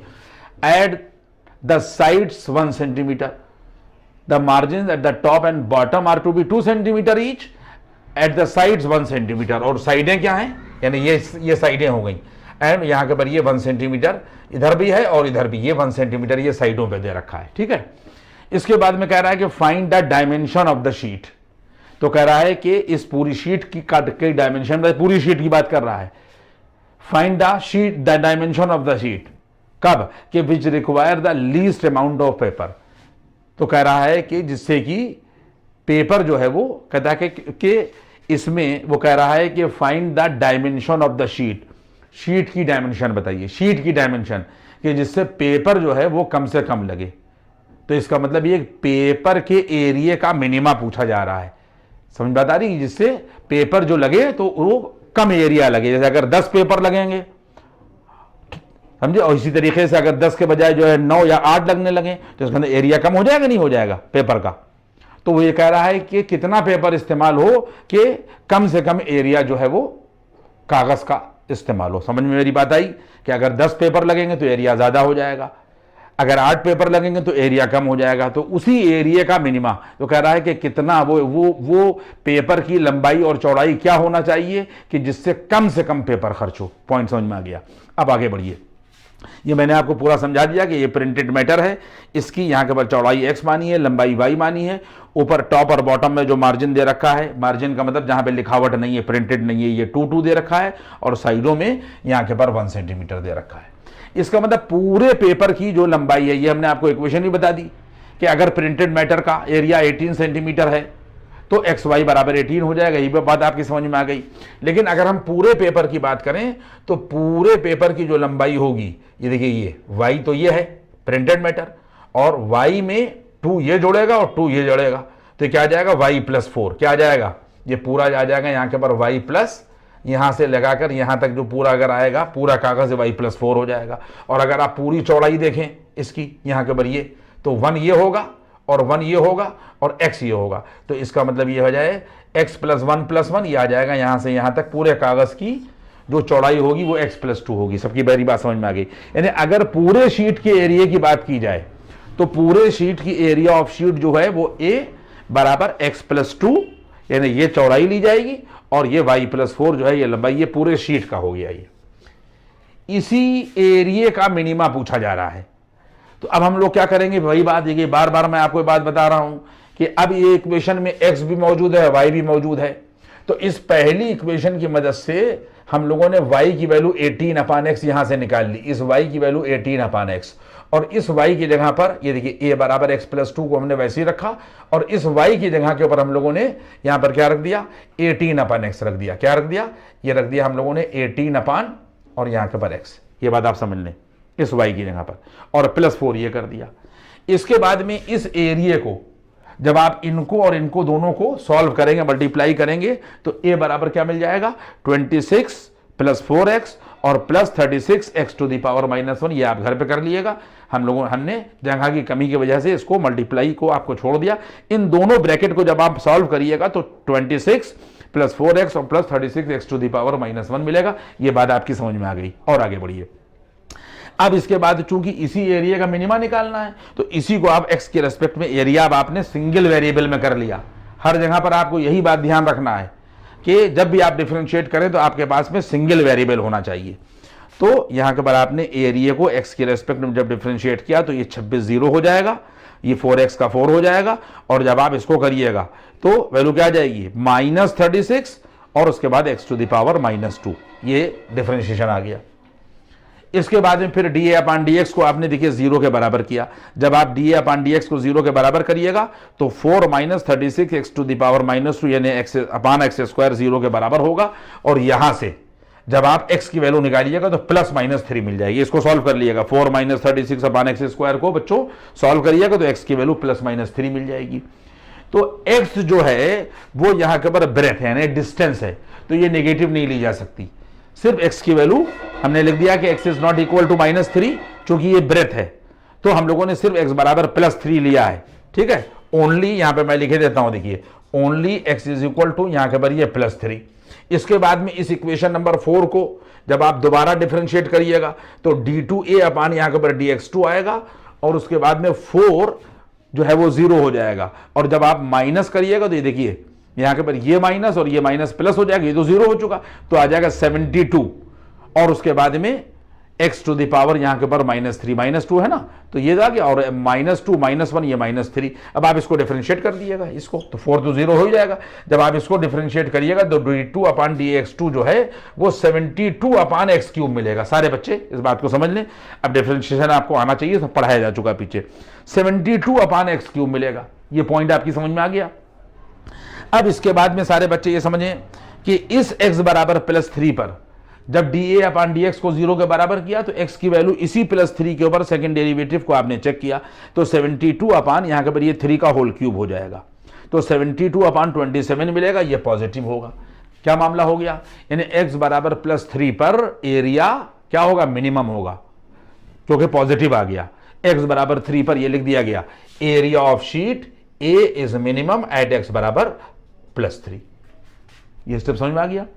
इसका मतलब यह है कि अगर x बराबर 3 पर एरिया मिनिमम होगा तो फिर वो डायमेंशन क्या होगी शीट की डायमेंशन हमारे पास ब्रेथ जो है वो x+2 है, तो ब्रेथ ऑफ शीट, ये देखिए ब्रेथ ऑफ शीट लिखा गया x+2 बराबर यहां के पर आ जाएगा 3+2 बराबर 5 सेंटीमीटर। एक आंसर ये हो जाएगा, ठीक है।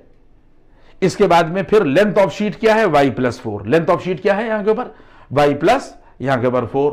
तो हम लोग क्या करेंगे, इस y की जगह पर इक्वेशन नंबर 1 में देखो बच्चों y की वैल्यू 18/x है, इस y की जगह पर सब लोग 18/x रखोगे और +4 ये रखोगे, क्या निकाल रहे हो, लेंथ निकाल रहे हो, तो आ जाएगा 18/3 और +4, तो बराबर आ जाएगा 6 + 4 बराबर 10 सेंटीमीटर, ठीक है। यानी कम से कम कागज जो है वो खर्च हो, उसके लिए शीट की डायमेंशन क्या होना चाहिए, शीट की डायमेंशन में चौड़ाई जो है वो 5 सेंटीमीटर अगर हो और लंबाई यानी लेंथ 10 सेंटीमीटर हो, तो कागज जो है वो कम से कम खर्च होगा। ये पूरा सवाल मैंने आपको समझा दिया। अब इसके बाद नेक्स्ट प्रॉब्लम को आप देखिए। नेक्स्ट द नेक्स्ट क्वेश्चन हो, इसकी लैंग्वेज आप देख लें। और मैंने आप लोगों को बार बार एक बात दिमाग में रखिएगा, इस तरीके के सवालों को लगाने में मैक्सिमम क्या होगा कि 2 इक्वेशन बनेंगी। जिस चीज़ का मैक्सिमा और मिनिमा आपको निकालना हो, बस ये लास्ट ही क्वेश्चन है, क्योंकि इससे ज़्यादा अब हम नहीं लगा सकते, समझिए। कम से कम 9 क्वेश्चन हमने जो है वो लगा दिए हैं। अब आप लोग इसके बेस के ऊपर कुछ किताबों से सॉल्व प्रॉब्लम्स को देखिएगा और उसके बाद में अनसॉल्व लगाइएगा, आराम से अब जो है वो आपके लग जाएंगे। मैंने बार बार आप लोगों को बताया कि 2 इक्वेशंस बनेंगी और जिस चीज़ का मैक्सिमा मिनिमा निकालना हो उसको बची हुई इक्वेशन की मदद से जो है वो एक्सप्रेस कर लिए इस फॉर्म में। जैसे अब यहीं के ऊपर आप देख लीजिए, कह रहा है कि show that the rectangle of maximum perimeter which can be inscribed. Rectangle क्या है, इंस्क्राइब्ड। इंस्क्राइब का मतलब ये होता है कि सर्कल जो है वो रेक्टेंगल के चारों वर्टेक्स को छूता हुआ जा रहा है, ये हो रहा है मामला, ठीक है। इसके बाद में which can be inscribed in a circle of radius a centimetre, जो रेडियस दे रखी है वो a सेंटीमीटर दे रखी है। कहता है कि प्रूफ करो कि अगर रेक्टेंगल की जो पेरीमीटर है अगर मैक्सिमम है, विच कैन बी इंस्क्राइब्ड, जो अंदर है, इंस्क्राइब समझ ही रहे हैं, इन अ सर्कल ऑफ रेडियस, यहाँ के ऊपर ये a सेंटीमीटर दे रखा है। कहता है कि इज एन स्क्वायर, प्रूफ करना है कि वो स्क्वायर है और उसकी साइड जो है वो a√2 सेंटीमीटर है। ये चीज़ हमें प्रूफ करना है। अब आप सवाल को देखिए, ये हमारे पास में फिगर मौजूद है, ये ABCD यहाँ के ऊपर रेक्टेंगल है, ये इस क्या है, ये देखिए लिख दिया गया इंस्क्राइब्ड, अंदर है, ठीक है, और ये इसका डायगोनल है। और जब ये इंस्क्राइब्ड होगी और तो सेंटर जो है वो हमेशा डायगोनल के ऊपर लाई करेगा। ये इसका सेंटर यहाँ के ऊपर O दिखा दिया गया है और ये भी इसकी रेडियस हो गई, ये दे रखी है, ये गिवन है बच्चों। और यहाँ के ऊपर a सेंटीमीटर यहाँ के ऊपर ये भी गिवन है और a सेंटीमीटर यहाँ के ऊपर ये भी गिवन है। OA और OC जो है वो बराबर होगा। रेक्टेंगल की लंबाई हम लोगों ने x मान ली है और चौड़ाई जो है वो हम लोगों ने यहाँ के ऊपर y मान ली है। सारी बातें आपकी समझ में बात आ गई। और मैक्सिमम पेरीमीटर की बात की जा रही है। अगर हम रेक्टेंगल की पेरीमीटर पूछें आपसे तो ये देखिए हम लोगों ने लिख दिया है कि P बराबर 2 टाइम्स x+y, ये आप लोगों को पता ही होगा, 2 टाइम्स x+y, इक्वेशन नंबर 1 बन गई। और इसके बाद में फिर आप ये देखें, जब इस ट्रायंगल में हम लोग पाइथागोरस थ्योरम लगाएंगे तो a ये है और a ये है, तो 2a² बराबर हो जाएगा x² और प्लस ay²। तो ये देखिए 2a का होल स्क्वायर बराबर x² प्लस y² होगा। और यहां से जब आप y की वैल्यू बच्चों निकालिएगा, y की निकालना है तो 4a² माइनस x² इधर हो जाएगा और जब y की वैल्यू निकालिएगा तो रूट लग जाएगा। ये इक्वेशन नंबर यहाँ के ऊपर 2 आ गई। फिर वही बात कि हम लोगों को पेरीमीटर का मैक्सिमा निकालना है। क्या निकालना है कि पेरीमीटर अगर मैक्सिमम हो जाए, पेरीमीटर मैक्सिमम हो जाए तो प्रूफ करिए कि जो रेक्टेंगल है वो स्क्वायर है और उसकी साइड क्या है, a√2 सेंटीमीटर है। तो इसका मतलब ये हो गया कि एक इक्वेशन हमारे पास में यहाँ के ऊपर ये पेरीमीटर इसी को, ये देखिए ये बनी, और दूसरी इक्वेशन मैंने अपनी तरफ से इसमें पाइथागोरस थ्योरम लगाकर यहाँ पर बना ली। और उसके बाद में फिर हमने क्या किया, इस y की वैल्यू को, क्योंकि हमारे पास में यहाँ के ऊपर x भी मौजूद है, y भी मौजूद है, तो हम इंटरमीडिएट लेवल पर इसको डिफ्रेंशिएट नहीं कर सकते। तो फिर हमने क्या किया कि ये p देखिए बच्चों यहाँ के ऊपर ये p ये ले लिया और बराबर 2 ये ले लिया और ये वाला x ये ले लिया और इस y की जगह पर ये √4a² माइनस x² जो पाइथागोरस से लाए थे वो हम लोगों ने इस y की जगह पर रख दिया, इस y की जगह पर, ये इस y की जगह पर, ठीक है। तो 2 टाइम्स x प्लस यहाँ के ऊपर y हो गया, ये इक्वेशन नंबर यहाँ के ऊपर ये 3 हो गई, ठीक है। इसके बाद में फिर वही बात कि पेरीमीटर को हमें दिखाना है कि मैक्सिमम है तभी कंडीशन लगेगी। तो फिर हमने इस p को पूरे x में कन्वर्ट करके फिर p को x के रिस्पेक्ट में हम लोगों ने डिफरेंशिएट कर दिया। तो जब हम p को x की रिस्पेक्ट में यहाँ के ऊपर डिफरेंशिएट करेंगे, बात आप समझ लें, जब p को हम लोग x की रिस्पेक्ट में यहाँ पे डिफरेंशिएट करेंगे तो ये देखिए dp अपॉन dx आएगा, 2 आएगा, x का 1 हो जाएगा और इसके ऊपर 4a square minus x square पर रूट लग जाएगा 1/2 पावर। तो क्या आ जाएगा 1/2 4a square minus x square whole to the power 1/2 minus 1 minus 1/2 होगा। और फिर जब अंदर वाले को डिफरेंशिएट करिएगा तो ये तो 0 हो जाएगा और माइनस का 2x यहाँ के ऊपर ये आ जाएगा और ये हम लोग यहाँ के ऊपर ब्रैकेट लगा देंगे और फिर यहाँ के ऊपर ये बाहर वाला जो 2 है बच्चों, ये 2 ये हम लोग ये लिख देंगे और इसके बाद में 1 और उसके बाद ये 2 और 2 कट जाएगा और ये माइनस यहाँ आ जाएगा माइनस और x अपान यहाँ के ऊपर ये देखो ये रूट लगा है ना, तो under root 4a square minus x square आ जाएगा। ये इक्वेशन नंबर 4 आ गई। ये हमने dp अपॉन dx निकाल दिया और जगह की कमी की वजह से थोड़ा सा मैंने सवाल को काटा है, वो आप घर के ऊपर करेंगे, लेकिन मैंने आपको dp अपॉन dx पूरा निकाल कर यहाँ के ऊपर दिखा दिया। अब चूंकि पेरीमीटर का ही हमको मैक्सिमम मिनिमा निकालना है तो इसलिए हमने dp अपॉन dx को 0 के बराबर कर दिया। देखिए 0 के बराबर किया और जब 0 के बराबर करेंगे तो 2 टाइम्स, ये देखिए ये 2 टाइम्स, सब लोग इधर देखिएगा ये काटा है मैंने, 2 टाइम्स 1 माइनस और x अपान ये 0 के बराबर होगा। ये वाला पोर्शन 0 के बराबर होगा, सारे बच्चे समझ लें कि ये पोर्शन यहाँ के ऊपर 0 के बराबर होगा। और जब आप इसको 0 के बराबर करिएगा तो 2 अपने आप उधर चला जाएगा, वो 0 हो जाएगा और उसके बाद में जब ये सिर्फ अकेला बचेगा 0 के बराबर होगा तो सिर्फ बचेगा x upon under root 4a square minus x square और ये 1 उधर चला जाएगा बराबर 1। ये देखिए ये हमने ये स्टेप ये थोड़ा सा काट के ये लिख दिया है कि x upon under root 4a square minus x square जो है ये 1 के बराबर होगा। इसके बाद में फिर जब आप क्रॉस मल्टीप्लाई करिएगा, ये भी काटा है मैंने कि जब आप x बराबर इसको जब क्रॉस करिएगा तो ये रूट बन के इधर आएगा, दोनों तरफ स्क्वायर कर दिएगा तो ये x स्क्वायर हो जाएगा और जब इस पर से रूट हट जाएगा तो 4a square minus x square हो जाएगा। तो ये x स्क्वायर और ये x स्क्वायर जो है वो जुड़ जाएगा तो 2x स्क्वायर आ जाएगा बराबर ये 4a स्क्वायर हो जाएगा और यहाँ से ये देखिए 2 2 है यहाँ के बाद ये 4 हो जाएगा। जब x की वैल्यू निकालिएगा तो ये मिल जाएगा यहाँ के बाद, ये देखिए x की वैल्यू a√2। सब लोग मेरी बात समझ गए? ठीक है। अब इसके बाद में ये भी थोड़ा सा हमने पोर्शन जो है वो काटा, इसको आप घर पे करेंगे। अब हम सेकंड डेरिवेटिव चेक करेंगे। तो हम लोगों ने क्या किया कि हमारे पास में ये देखिए dp अपॉन dx यहाँ से पढ़िएगा, इक्वेशन नंबर 4 ये लिखा हुआ है और जब हम इसको सेकंड इसका डिफरेंशिएशन करेंगे, सेकंड डेरिवेटिव निकालेंगे तो ये देखिए d2p अपॉन dx2 आप लोग देख रहे हैं यहाँ के ऊपर ये आएगा और बराबर ये जो 2 है वो देखिए ये लगा हुआ है। इसके बाद में इस 1 का डिफरेंशिएशन 0 हो गया। अब हम माइनस तक पहुंच गए और माइनस पहुंचने के बाद में हमने देखिए ये यहाँ के पर ये करली ब्रैकेट लगा दिया, आपने देखा। फिर हमने यहाँ पर इसको 0 माइनस करने के बाद देखिए ये आ गया है करली ब्रैकेट। अब यहाँ तक हम लोग पहुंच गए हैं। ये डिनोमिनेटर है और ये न्यूमरेटर है। न्यूमरेटर और डिनोमिनेटर वाला फार्मूला जो डिफरेंशिएशन में हम लोगों ने पढ़ा है वो लगा दिया। डिनोमिनेटर का देखिए स्क्वायर कर दिया। जब हम इसका स्क्वायर करेंगे तो रूट अपने आप हट जाएगा। फिर उसके बाद में देखिए ये डिनोमिनेटर होगा, ठीक है, और D by D x of numerator यानी एक्स का 1 हो जाएगा।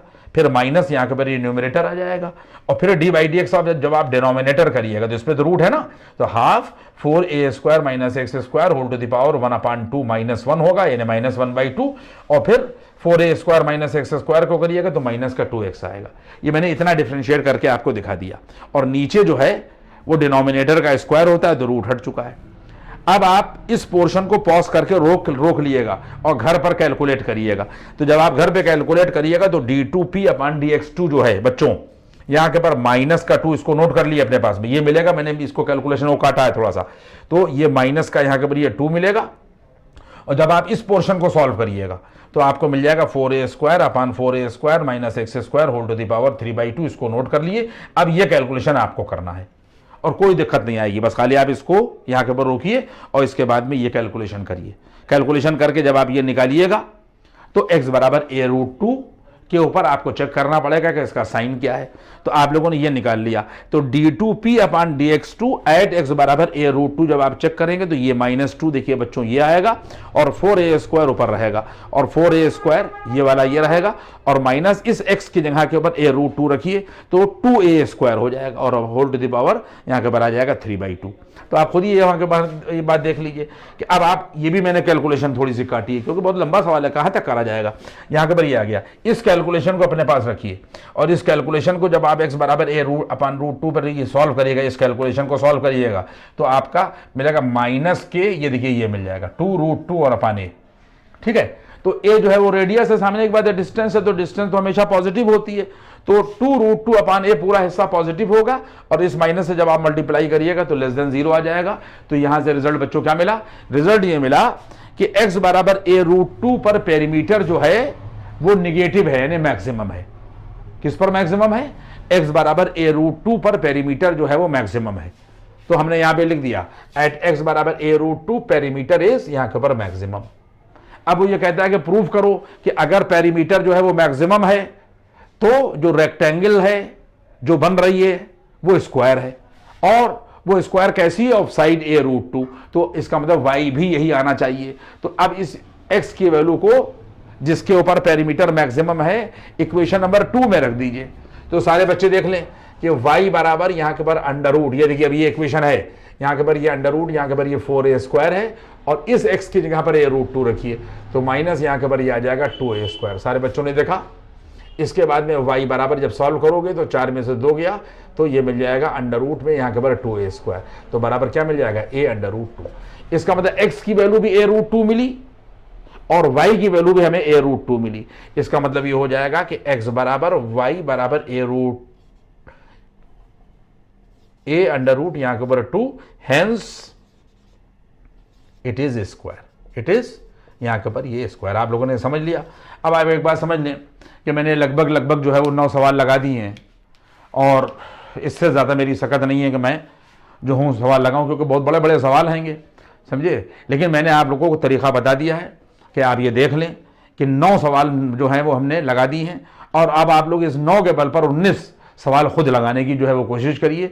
ये मैंने पूरा पोर्शन एप्लीकेशन ऑफ डेरिवेटिव का यानी मैक्सिमम मिनिमा तक आपको अप्रोक्सीमेशन और जो भी इसके अंदर रेट एंड मेजर था या जो भी बीच में चीज़ें थी वो सब मैंने इंक्रीजिंग डिक्रीजिंग वगैरह सब आपको जो है वो पढ़ा दी। जितना भी हम पढ़ा सकते थे ये मैंने आपको पढ़ा दिया। अब इसके बाद का जो इंशाल्लाह लेक्चर होगा वो इंटीग्रेशन पर होगा और अब उसके लिए कल की बात होगी। Thank you. चीज़ों को देखते रहिए, शेयर करते रहिए, सब्सक्राइब करते रहिए। ठीक है, थैंक